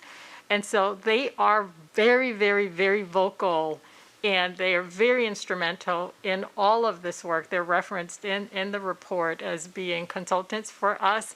So their voices are heard and seen in many ways. They are very open for those who are open to,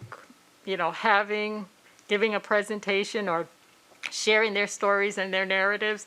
They know that they have, an open invitation to do that. We don't compel them, but I think we could probably be more thoughtful about how we welcome them, invite them to the forefront, because I agree with you. Students need to be able to see themselves in their educators. So I hear a good suggestion in that, and maybe some way that we can communicate with our educators about the importance of their voices and their identities. Thank you, and thank you to all of you for your presentation, and particularly to Derek and Juliana for being mature enough to come forward and talk about your experiences. And that's been very illuminating for me personally, and I can tell for the other members of the board, and hopefully for the members of the community who are watching this evening. It brings to life all of the work that we've been doing here and that has been going on across the district, led by Dr. Haskins. And it just makes me really proud and optimistic for our future. So thank you.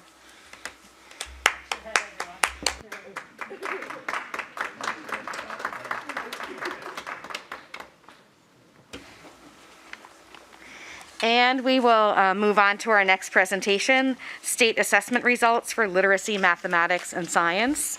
And I'll invite forward Mr. Vicens, Ms. Jones, and Ms. McKiernan, who will also provide us with information that makes us optimistic about our future, I hope too. Good evening, and thank you. And I'd like to welcome, as you said, Carrie Jones, our Director of Elementary Education, and Ann McKernan, our Director of Secondary Education. I'm excited to have them join me at the table this afternoon, or this evening, excuse me. It was afternoon earlier, I think.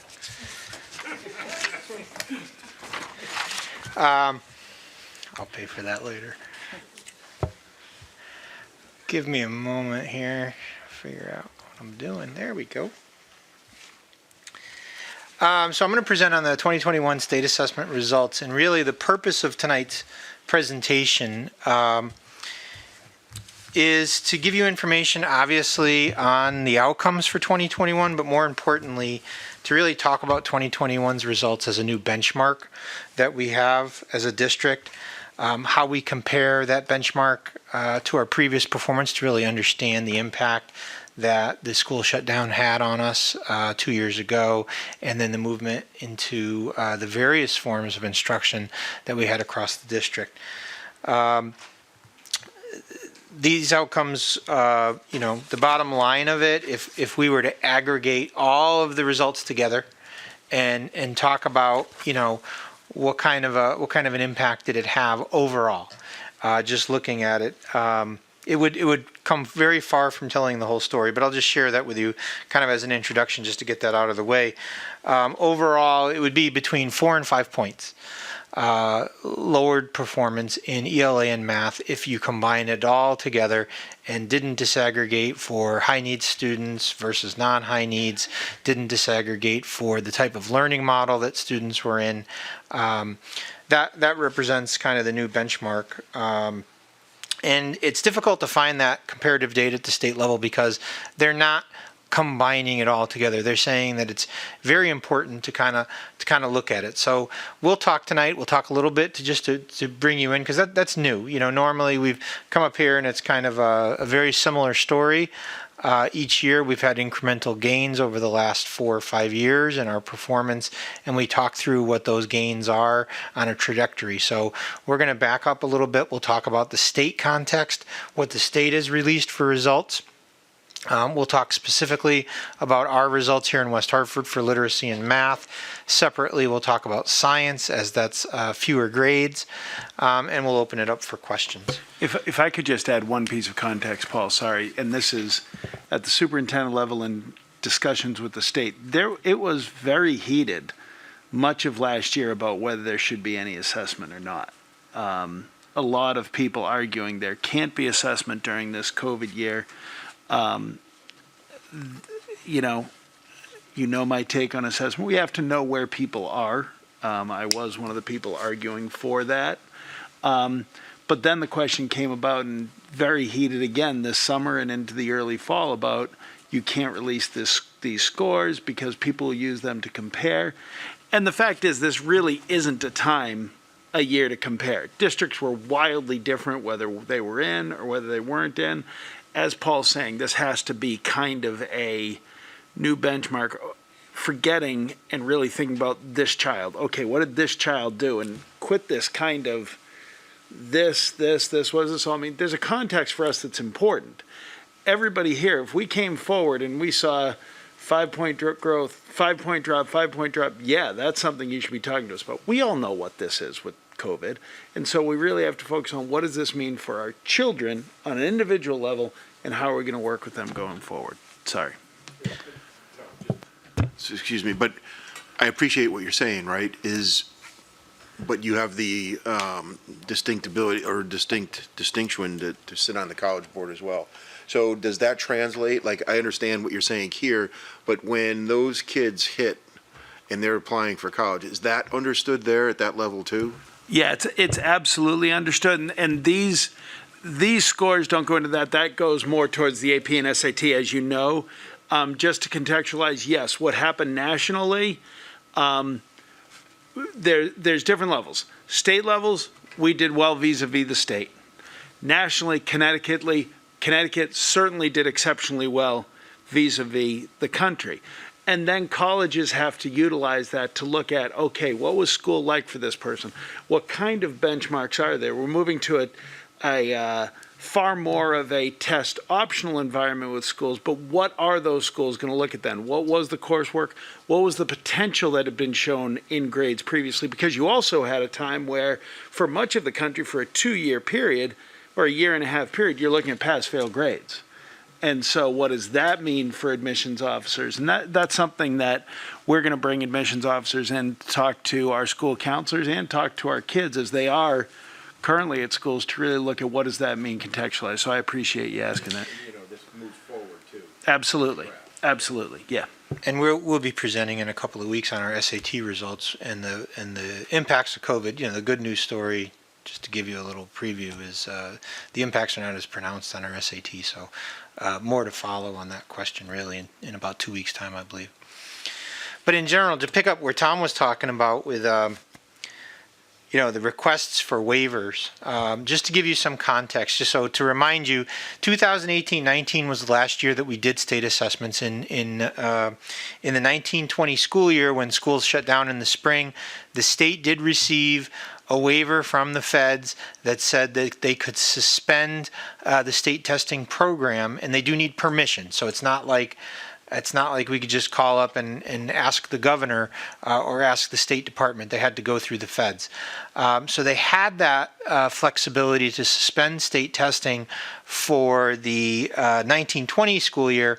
And they were talking about, and I believe there was a lot of question. I believe, if I remember correctly, they had petitioned the feds to potentially also get a suspension for last year and did not receive it.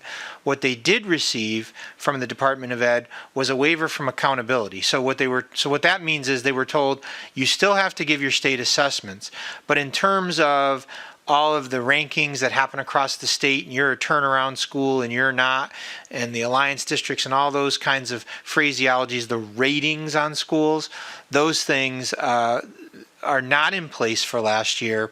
And so in May, typically we do a report called the Profile and Performance Report, or PPR. It's like the report card for the schools. The state assessment results will not be included in that for last year. And so that's a report that comes much later in the year. In terms of the test itself, similar to what we said at AP, for the year, the format of the testing was the same. So it reverted back to its original format. They had the 1-year suspension, and then the grade 7 test for English Language Arts was exactly the same format, the same scope, the same item bank as had the grade 7 test been in previous years. Still adaptive, still delivered on a computer. And that's significant because, as Tom mentioned, every school district approached its reopening on a completely different timeline, completely different models. And even us, we had an initial model that we started with, and then we adapted our model as we learned and grew throughout the year. So even in a school year, districts had different models. So the notion that the tests were the same, that's going to have a different impact across schools. And that's why there's that disclaimer that the state's providing about trying to make interpretations and comparisons because the conditions are just so different. And that made it difficult for the state to analyze. So they have differences in reporting the results based on how they normally do. Normally, the state will just report their overall results. They'll break those results down into a high needs category. And I'll remind the board and our listening audience at home, high needs category are students with disabilities, English language learners, and students socioeconomically disadvantaged as identified by participation in the free and reduced lunch program. That is what the high needs category is called by the State Department of Ed. We also look, we'll do a look because historically, we have a very important goal in the district to reduce our achievement gap. So we'll look at performance across race and ethnicity, but that's separate from what's called the high needs category. So I just want to make sure. So the state still looked at high needs, but this year what they tried to do was they tried to break their analysis down into attendance categories. And they're using names that sound familiar to us. They're using like fully or mostly in person, hybrid, and remote. But they're not basing that, just to say that our remote program very, very different than a remote program in another district. They're basing that on in-person school attendance. So if a child attended 75% or more of school in person last year, they're calling them fully or mostly in person. If a child attended between 25 and 75%, that's a pretty wide range, they're calling that child a hybrid learner. That may or may not be true. I could have been simply truant from school in an in-person model, but my score would get counted into a hybrid learner. And then finally, if a child attended school less than 25% in person last year, they're calling that child a remote learner. And the state has to do that because while they did collect data from all the districts as to what the different models were and actually approved plans for every district, including West Hartford, it's impossible for them, they just weren't apples and apples. So they said, hey, we're just going to do this based on that methodology of attendance. The other thing to note before we get into it is that the state did provide a remote testing option. Now it's interesting because the test itself is delivered via computer. But what they asked for was they asked all the students to come into school to take the test. And that's for any number of reasons, test security items, and even just to help to make sure you could take the test appropriately, that the technology worked. They found that, they weren't going to get the participation because they had some school districts that were potentially entirely remote or nearly entirely remote. So they provided an at-home remote testing option. But when they produced their report, the one that I researched and referenced some pieces from and linked into the West Hartford report, the only data analysis that they're releasing at this point in time is data for the students who were in person. And a lot of that is, psychometricians saying, we just don't know enough about the conditions if we can have any validity to the other set of scores. Although we have reports for those students and we know what the outcomes are, they're not doing their deep dive analysis. So that's the larger picture of the state context. And what I'll do is I'll just share a little bit about the results at the state level so that we can try to use those results to interpret and understand our new baseline.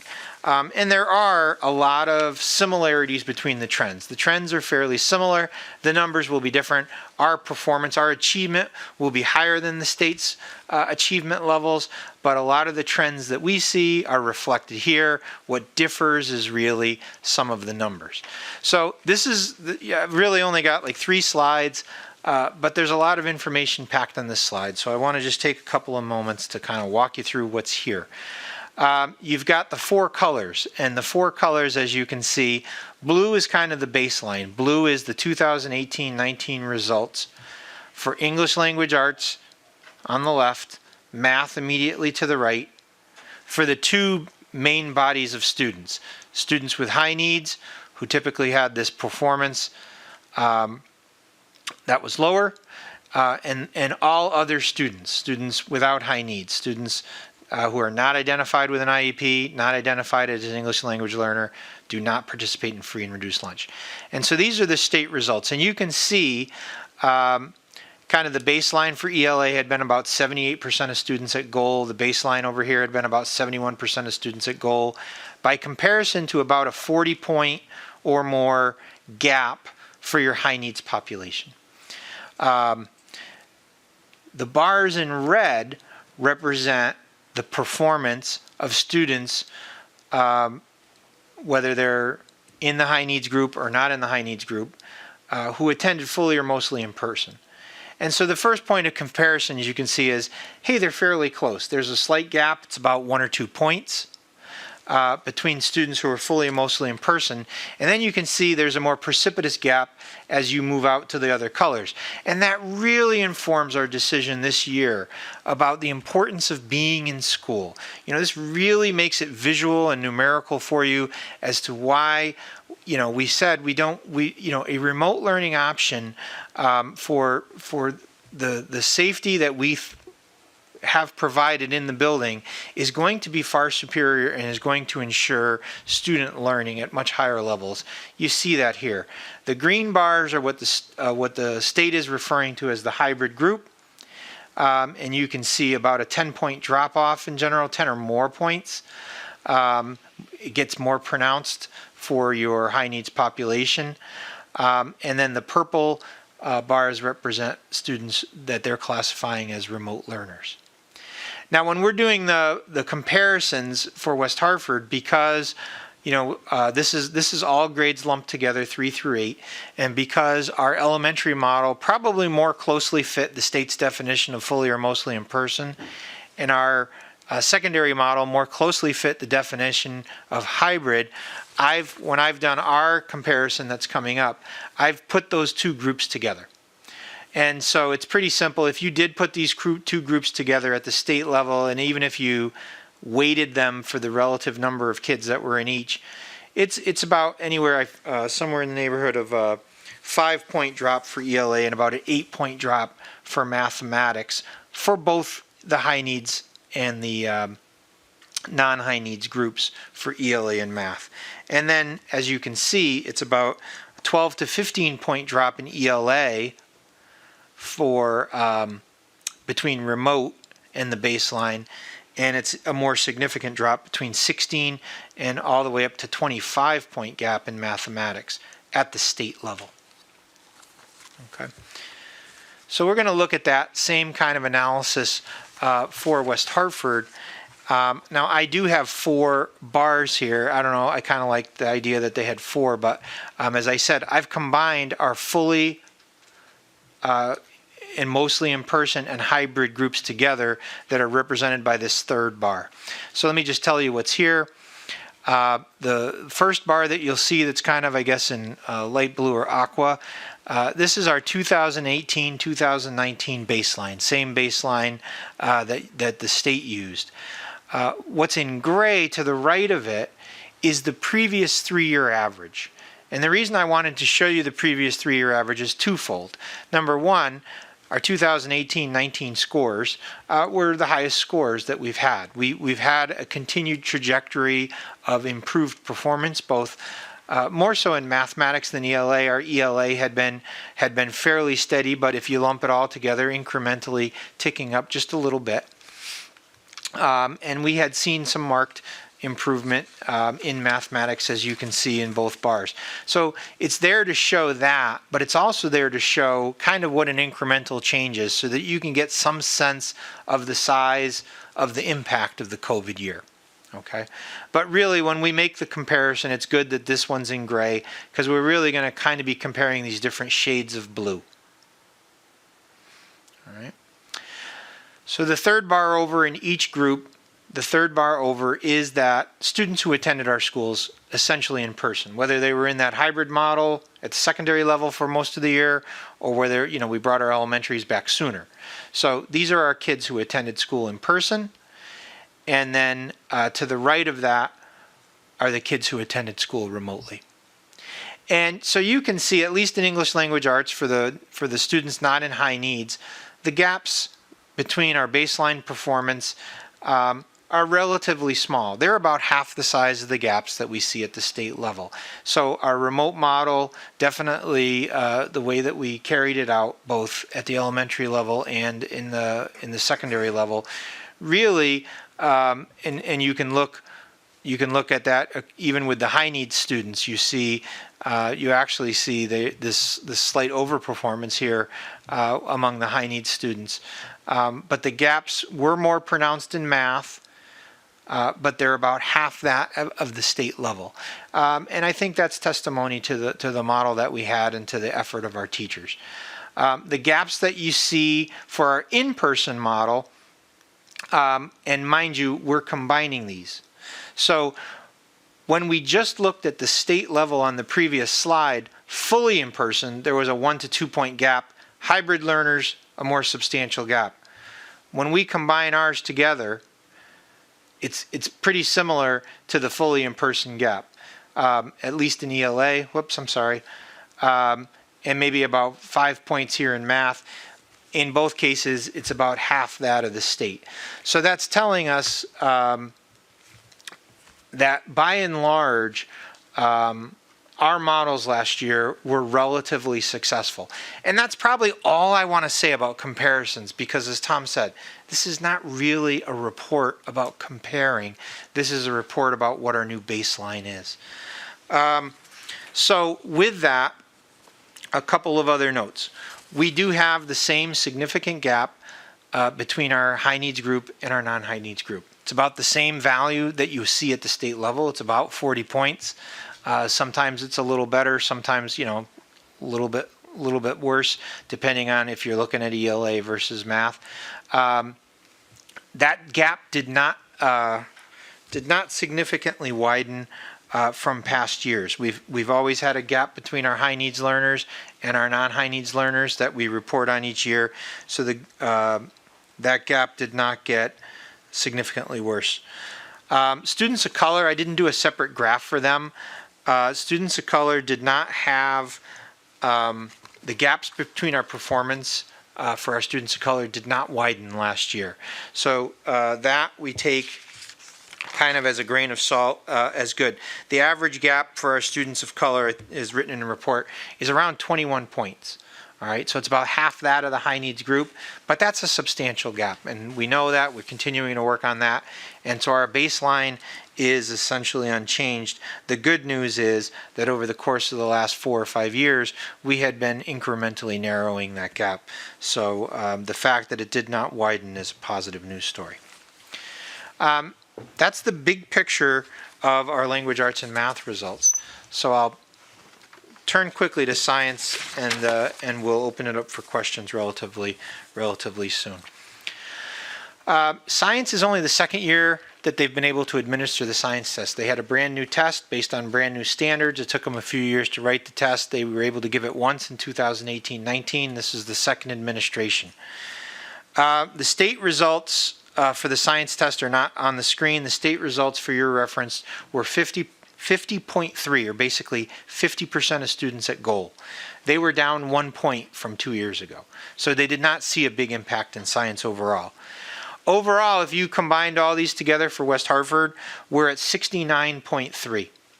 And we're down almost a point. We're down a fraction of a point from previous year. We were at 70.1. So we did not have a big impact. Obviously, our science results are higher. They're about 20 points higher than the state. They saw hardly a mark. We saw hardly a mark. We broke it out by grade level. It's not surprising that we took a couple of points in grade 5 because, as you know, we prioritized math and literacy last year. We said, math and literacy, teachers, math and literacy.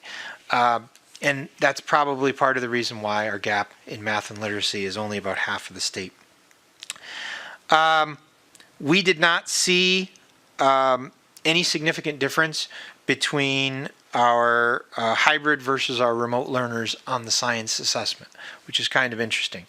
The state did see a pronounced gap. I think it was in the neighborhood of 15 points or something like that. And what we did see, though, so what the bad news story was, is our high needs group, that gap did widen for science. It widened by about 3.5 points. Only 42% of our students of our high needs group was at goal, and that's a 38-point gap from students not in high needs. So that gap widened slightly, and that's area for us to focus our efforts. For context, I apologize. The science assessment is only given in these 3 grade levels, 5, 8, and 11, whereas the math and literacy are given in all of grades 3 through 8. So just a quick comment. Things that I expect you know about, you've heard about, you've heard these things kind of referenced, whether it be in the ESSER presentation or the opening of school presentation. And many of these are things that we, in terms of our ongoing efforts, that we have board reports scheduled for to talk about our progress. So tonight we're here to talk about our benchmark, and then throughout the year, a little bit later in the year, as we get a little bit deeper into these efforts, we'll be talking about our progress, ultimately so that we can have reports at the next year that talk about where have we gone in terms of our acceleration of learning. But we're doing a lot of work with our leadership team, making sure that they understand the approach that we want them to take. We want them to have a strong focus on academic content and grade level learning, and we want them to scaffold and differentiate within that. That's a very different approach than taking a remediation approach where you say, okay, well, we're going to start, I'm not going to start you in 7th grade even though you're a 7th grader. I'm going to start you halfway through 6th and just play, I'm going to try to, I don't know what, teach faster and never get there kind of a piece. There's a lot to be said for how you set the expectation and then how you scaffold and pull kids up as you identify their need.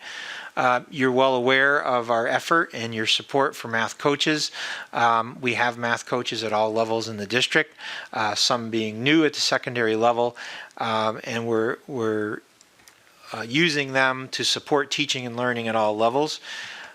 We've had a lot of training for our reading specialists and our reading team so that they can not just be expert interventionists with small pockets of kids, but so that they can do cycles of coaching with teachers in their building so that we can get at tier 1 supports, get at that scaffolding, and get at that differentiation right at the classroom level. We've made it a focus as teachers are doing their goals this year. They've heard a lot of talk about you need to get back to best instructional practices, and you need to be able to balance the needs of social emotional learning and setting a classroom environment with engaging all learners and establishing goals to focus learning and helping to make students' thinking visible in the classroom. They need to be able to do it both, and that's a tall order, and I give our teachers a lot of credit. It's going to be a multiple year effort to come out of this. You know how we're funding a lot of this through ESSER funds. We've increased our tutoring force significantly through both ESSER and Title, as well as other specialists and special educators to support our children. And we have new resources that we're looking at, some specific purchases that we made at the elementary level on our new screening tools based on best practices and lesson learned at the secondary level, the iReady assessment tool. And it's not just an assessment, it comes with teaching tools aligned to student performance so that you can have the right now kind of interventions. We had been using that for a couple of years, seen some really good gains within the secondary world, so we brought those things into the elementary this year to take advantage of that. So that's the short and sweet of it, and I'd love to entertain any questions or comments the board might have. Thank you so much. Questions? Mark? Yeah. Maybe I asked my question too early, but so, because I was concerned about carrying the learning deficit forward.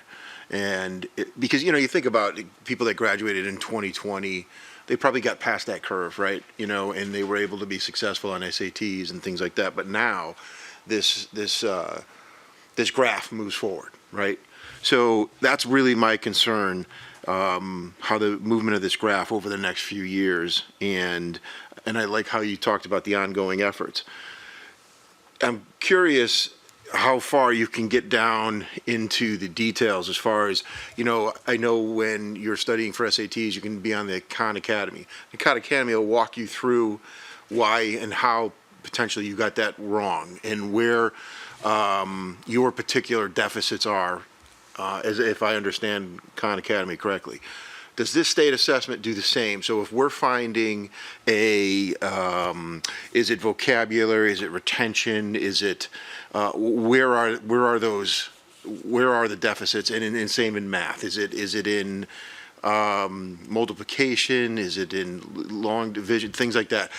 Does a state assessment get into that detail? And if so, can you move these resources and attack appropriately so that those, and by student too, so that those deficits that we do see, albeit small, but you move the graphs around, there's still a deficit because we're in a continuous improvement environment and we kind of want to see that graph go up, but we also do know that we are in a pandemic. So you have to understand that, because had there not been a pandemic, if we saw this, I think this would be a different conversation and we'd be very, very concerned. Sure, I can start and my team can chime in anything. So first, you're absolutely right that the SAT and the PSAT and all the suite, and we do have those assessments for our 9th graders, 10th graders, 11th graders. I'll take the PSAT culminating, and then they take the SAT, and they do a great job with being able to really break down performance of students to a very discrete level. And there's a whole suite of tools, and I share that just so the public can hear that and know that.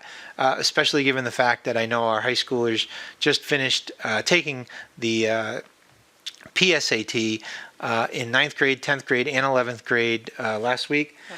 And so those results will be coming out directly to them, and they'll have resources that they'll be available to them through Khan Academy free and the College Board website that they'll be able to make that very targeted practice. Our state assessments, specifically in math and literacy, historically have had something called assessment targets. And when students get their score reports, it breaks down not as finely as the SAT does, but we used to get data that we could use instructionally, which was the big thing, which was the big complaint when the state assessments changed over initially. How can we as schools use this as a learning tool? And there are typically in the neighborhood of 8 or 9 or to 12 learning targets that are associated within the 4 general domains. Each test is centered around 4 domains. So literacy, it's reading, writing, speaking, and listening, and research. And then in math, it's concepts and applications, and communicating, reasoning, and problem solving, and data analysis. So I have not seen released assessment targets for this year yet, but that's something that as they've only had a limited release of data, very different release of data than in previous years. And one of the things that Ajit, who is the lead psychometrician at the state, has talked about at a recent assessment and accountability meeting that I sat in on, they talked about the growth model, and what the other thing they're working on is a 2-year growth model. Typically, if we're doing this, we'd be talking to all of you about here's the amount of growth that kids made. They don't have a 2-year growth model currently, so they're working on that at the state so that they can provide the school districts with more information about what is the reasonable and specific target, both in terms of the measure of that amount of growth, the number, and then also in terms of what those targets are themselves. So I need to be working more on geometry or more on, operations with decimals, as you were saying. So historically, we have a foundation that we can build from because we know our past performance. We kind of know where some of those hot spots are, but we don't have the full details on that from the state as yet, nor does any district. What we do have, and Ann can certainly, what we do have though, Mark, which is great, is we have our own district benchmarking assessments. So our own diagnostic tools we administer fall, winter, and spring. So at the elementary level, we have a new tool which the middle school has utilized for the past several years called iReady. It's a diagnostic benchmark. It's new to us this year, so parents tuning in. At the elementary level, it's new. They've been using it at middle school, but it helps us understand those 4 domains. So if you're even at K1 and 2, where you don't have a state assessment, we can know right away, and those are the grade levels actually elementary we're most looking to see how can we boost our foundational mathematics skills, because those are building blocks for those students who are heading down the road. We didn't see as much of an impact, at least in our own data, at 3, 4, 5 in mathematics, in our foundational mathematics data. So this diagnostic, we're currently just collecting the data now through the next few weeks, and we're really excited to see how that new assessment is going to help us really narrow down and hone in. So when we have a student who might have, it's very specific. So a student might have really strong skills in this one area, but really have assets in this other area. So we can hone in at the classroom level or with interventionists to say, we've hired 250 more hours worth of interventionists weekly through the ESSER funds. Those interventions can be targeted toward the very specific skills the students need. It's not just a general intervention program. It's work on this specific skill. We know this group of students targeted has this need. They can fly in this other area in the classroom. So it's really going to help us be very specific and accelerate and not just keep students behind in the places. So they'll catch up in the places they need to and keep moving forward in their classroom. So we're really excited to have these great tools and additional staff. Our math staff is now almost on par with our literacy intervention staff, which it's in past been almost half our math intervention staff. So really thrilled to have the extra funding and tools to help us get there. I'll give you one other aspect of the tool that we're talking about in math, and that is a teacher will give an assessment in this tool, and the assessment will help break the children down into, this group is really close or above grade level, this one is at grade level, this one is struggling a little bit below, and here's 2 other groups. And then it will provide direct resources for each group. And that's one thing we want to get even better at using. So we brought in iReady about 3 years ago. It's helped us because it's very aligned to the state assessment. It actually gives us much better information ultimately and more usable information. And what we want the math coaches to do is to spend time with the teachers saying, okay, now we see how the kids are breaking out. We see the just-in-time kind of resources. We can say, these children are flying, and here's how you can keep them going. These children need some more, but they're close, and here's what they need to do. And then these children can do these things, but they're well behind. So immediate resources for them. So helping the teachers to work with the groups like that instead of maybe as much whole class. We want to keep getting better at those, and I think the math coaches are a big piece to help the teachers organize like that, work through groups, so we can get children just-in-time resources. We have a similar tool in English language arts as well. Andrew? I don't know how specific the results get, as in whether which students are scoring what, but I'd be interested to know for the highest scores who have been in Math Quest or accelerated math in the past, whether they were also achieving around the same level or whether the upper echelons of the range dipped as well. Yeah, by and large, we saw, and that's a very secondary specific question for the audience at home where you've got levels of classes, but Math Quest is one at the elementary level. We saw that those students didn't have the same impact. And the rationale is kind of simple. Most of those programs are teaching kids at a grade level above, so when they're taking the state assessment, they're still performing very, very well on the grade level material. Avery? I only have one question, and this may seem a little bit repetitive to the question about the SAT and AP exam scores. It says gaps between students of color and the all students group did not widen, a gap of approximately 21% points. Does the all students group include both students of color with the same parameters as the last one, Hispanic, Black students, excluding Asian students? And do we have the data for white students? Is the gap wider between all students of color and white students than it is for all students? Because that percent pointage might, if so, express a different reality. Sure. So we do have the ability to tease out the data any way that we'd like. We can look at white students individually. We can look at Asian students individually. Students of color, for the benefit of the audience is we've combined Black students, Hispanic students, students of 2 or more races. And that general category for good, bad, or indifferent has been called students of color.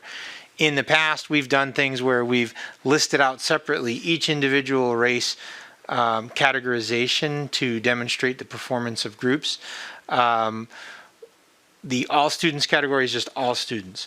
So historically, depending on subject area and grade level, your white students or your Asian students are typically, like with AP, you saw they were overrepresented relative to the number of threes. They have a higher percentage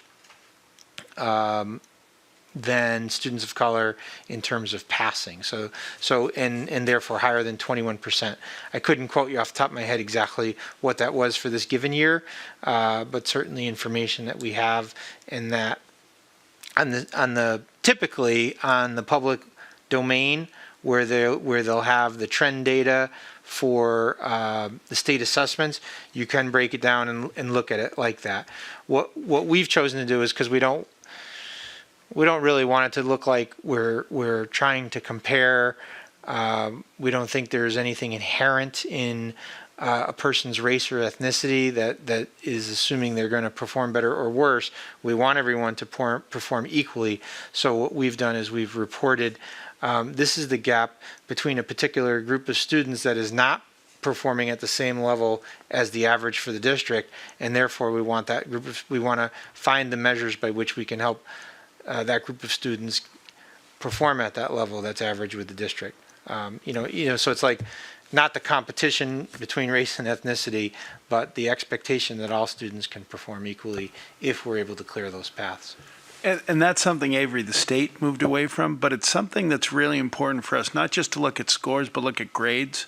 And I used to break down in history grades by race by teachers, so you could look at, okay, what's at the root of this? What's at the cause of this? Without trying to problematize race, as kind, you know what I'm saying in terms of this, because what happened, and I will delve into this because I brought it up during your last question. I've thought about how to express it quicker. So Simpson's paradox, we used to compare ourselves in like Derg-B and districts around the state. And this is one of the things that people don't understand, but I'm going to say it quick. Like if you take our white students vis-a-vis another district's white students, our students outperform.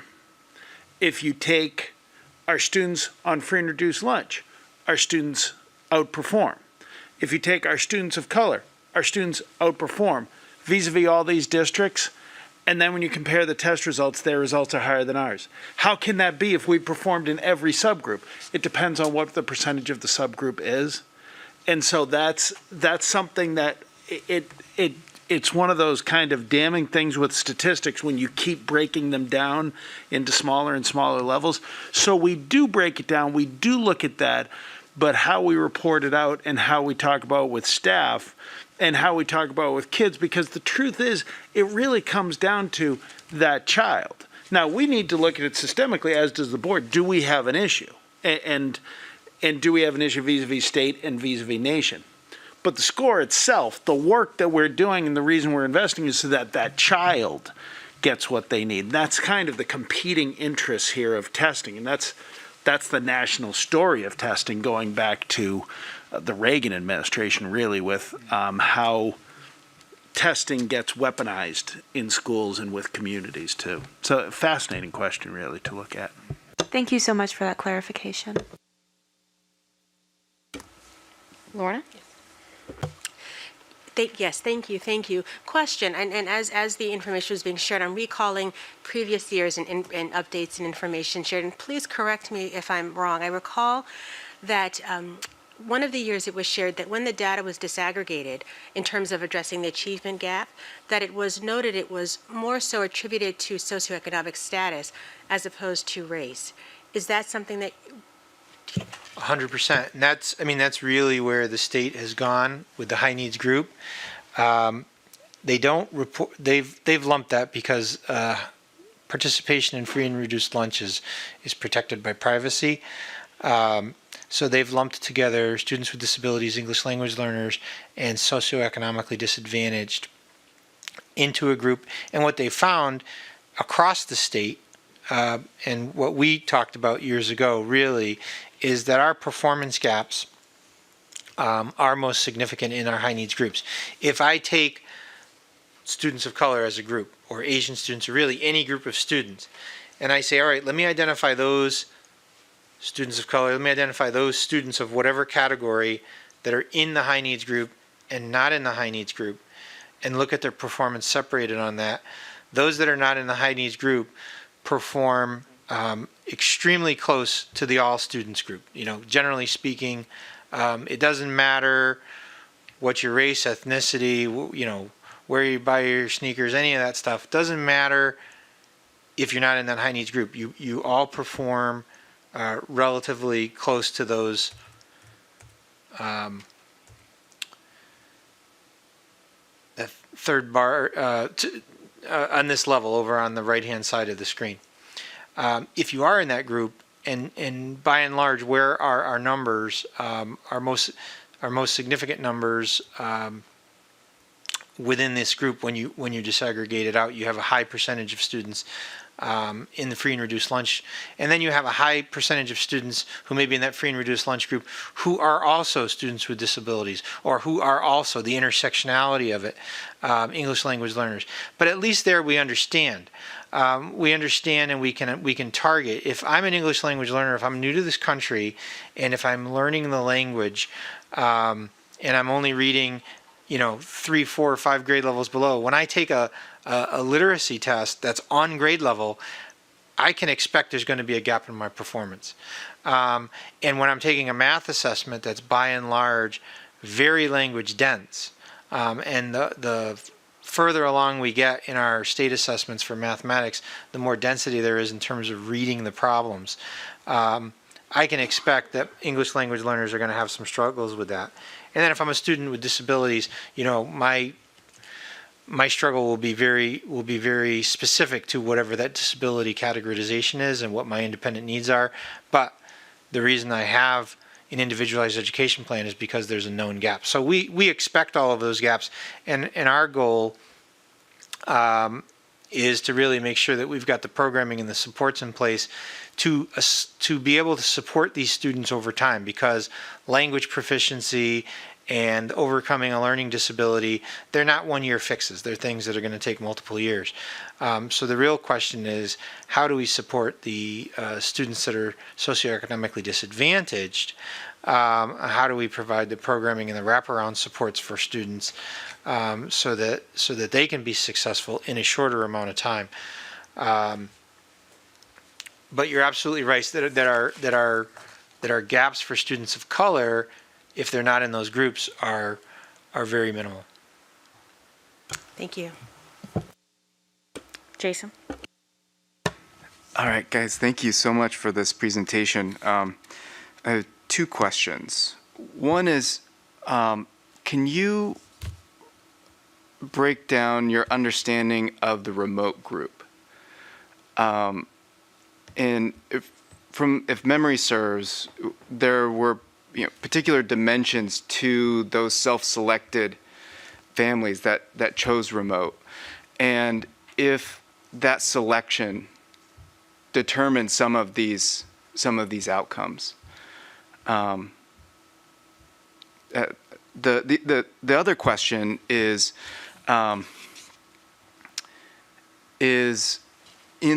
just to go back to the SEL curriculum, in high school, there's financial literacy, right? And I'm wondering if there's application for financial literacy in these earlier grades as a way of, one, addressing the sort of consciousness of those, of the economic disadvantage, right? But then also developing that kind of personal connection to why math matters.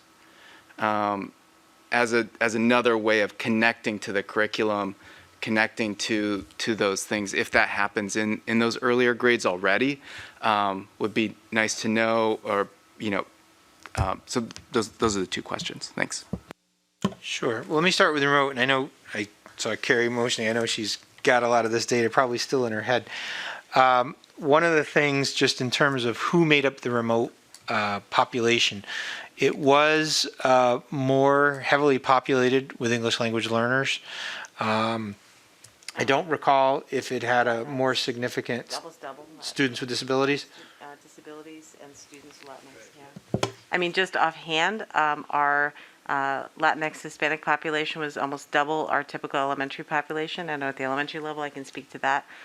We had almost double our numbers of students with disabilities, our numbers of students with 504 plans as well.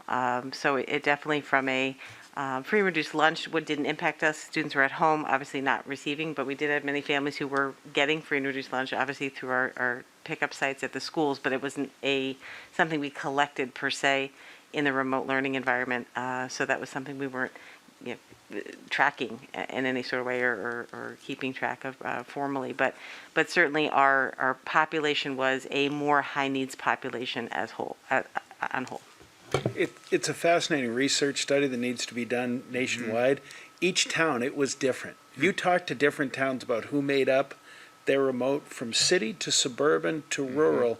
It is a fascinating look at who made up the students that chose to be remote, and so many issues that go into it. And roughly about half of our open choice population was remote at elementary. I'd like to also just add there's a big caveat with the result of that particular group too, and that is they had the lowest participation rate of all, because if a parent kept a child home not to go to school, then the parent did not want the child to go in to take the test.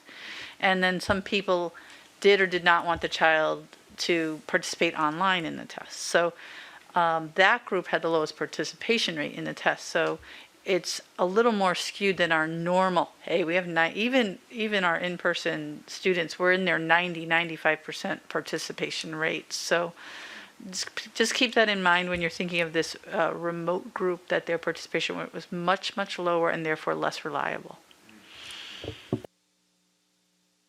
In terms of the second half of your question, Jason, I mean, the biggest thing I could probably say is, one of the things when I think about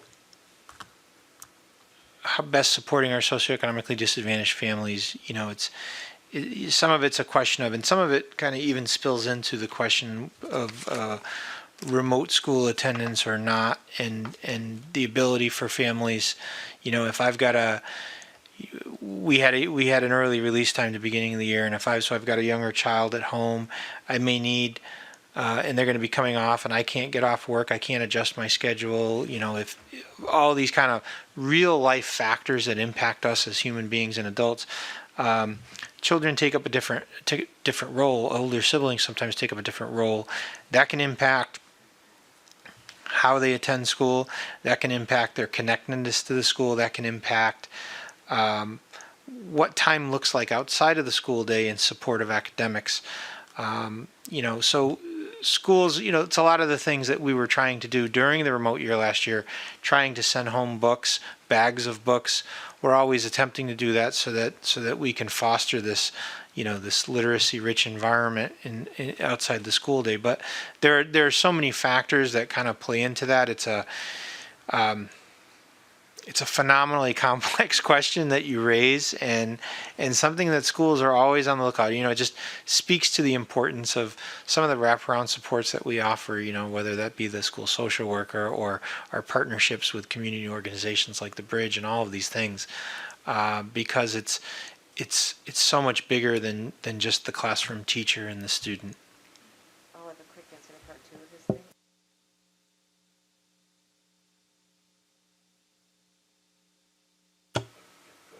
Quick answer, Jason, to your second part on why math matters for elementary children.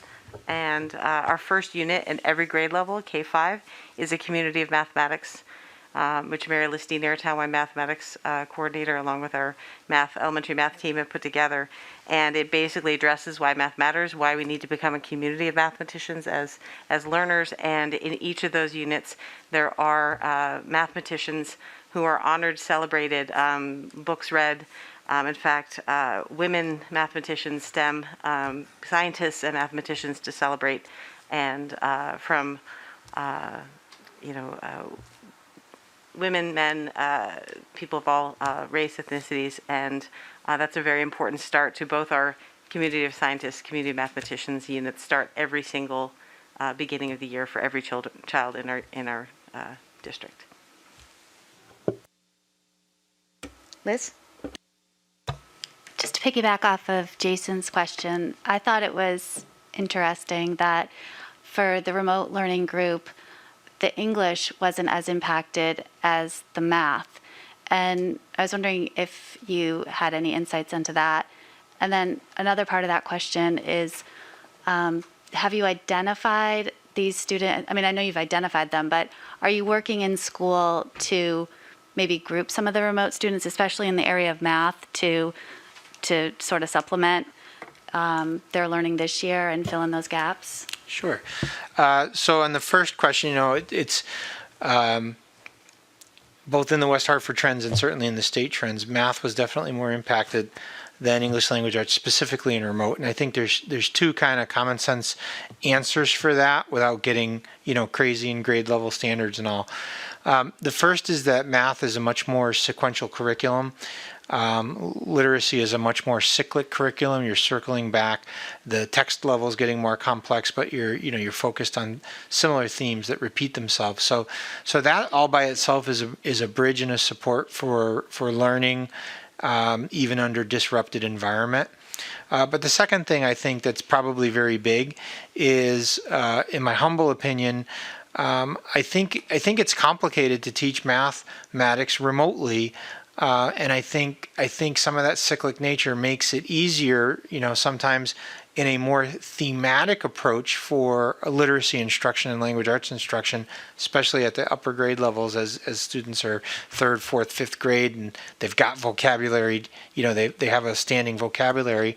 It's more about some of the standards in author's craft and things that you can discuss.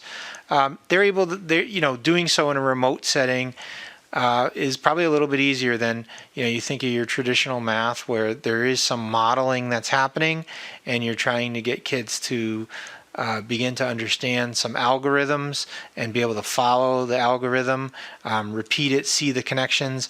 Sure, they're doing it through a video camera, but it's a little bit more complex. So I think that's going to be a reason why you're going to see a steeper decline in the mathematics for remote learners than you are going to see for literacy.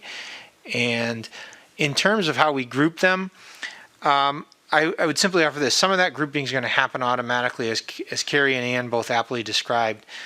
We give a series of benchmark assessments that are assessing where are kids like right in the here and now, and that window opens right now in the fall. They're in the midst of that testing. That's a supplement to the state assessment results they have on each kid.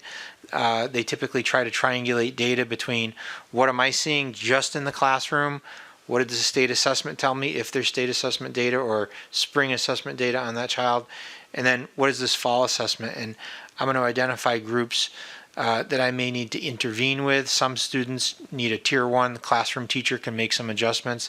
Some students might need additional intervention at a tier 2. I'm going to plug them in with a tutor or a specialist.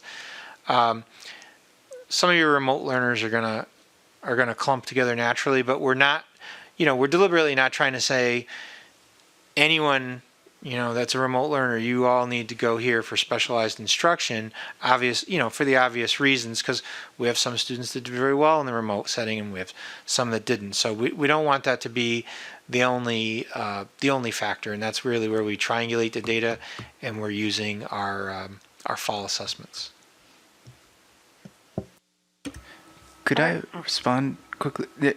I was thinking about the difference too in those two evaluations for the remote group, and what kind of clicked for me was, Anne, what you were saying about that they were inconsistently testing, right? And so you have different people in that group testing, and so that number isn't actually representative of the group. Is that right? Yeah. Yeah. So, and just a... That makes sense. That makes a lot of sense. Any other questions? Okay, well, thank you very much.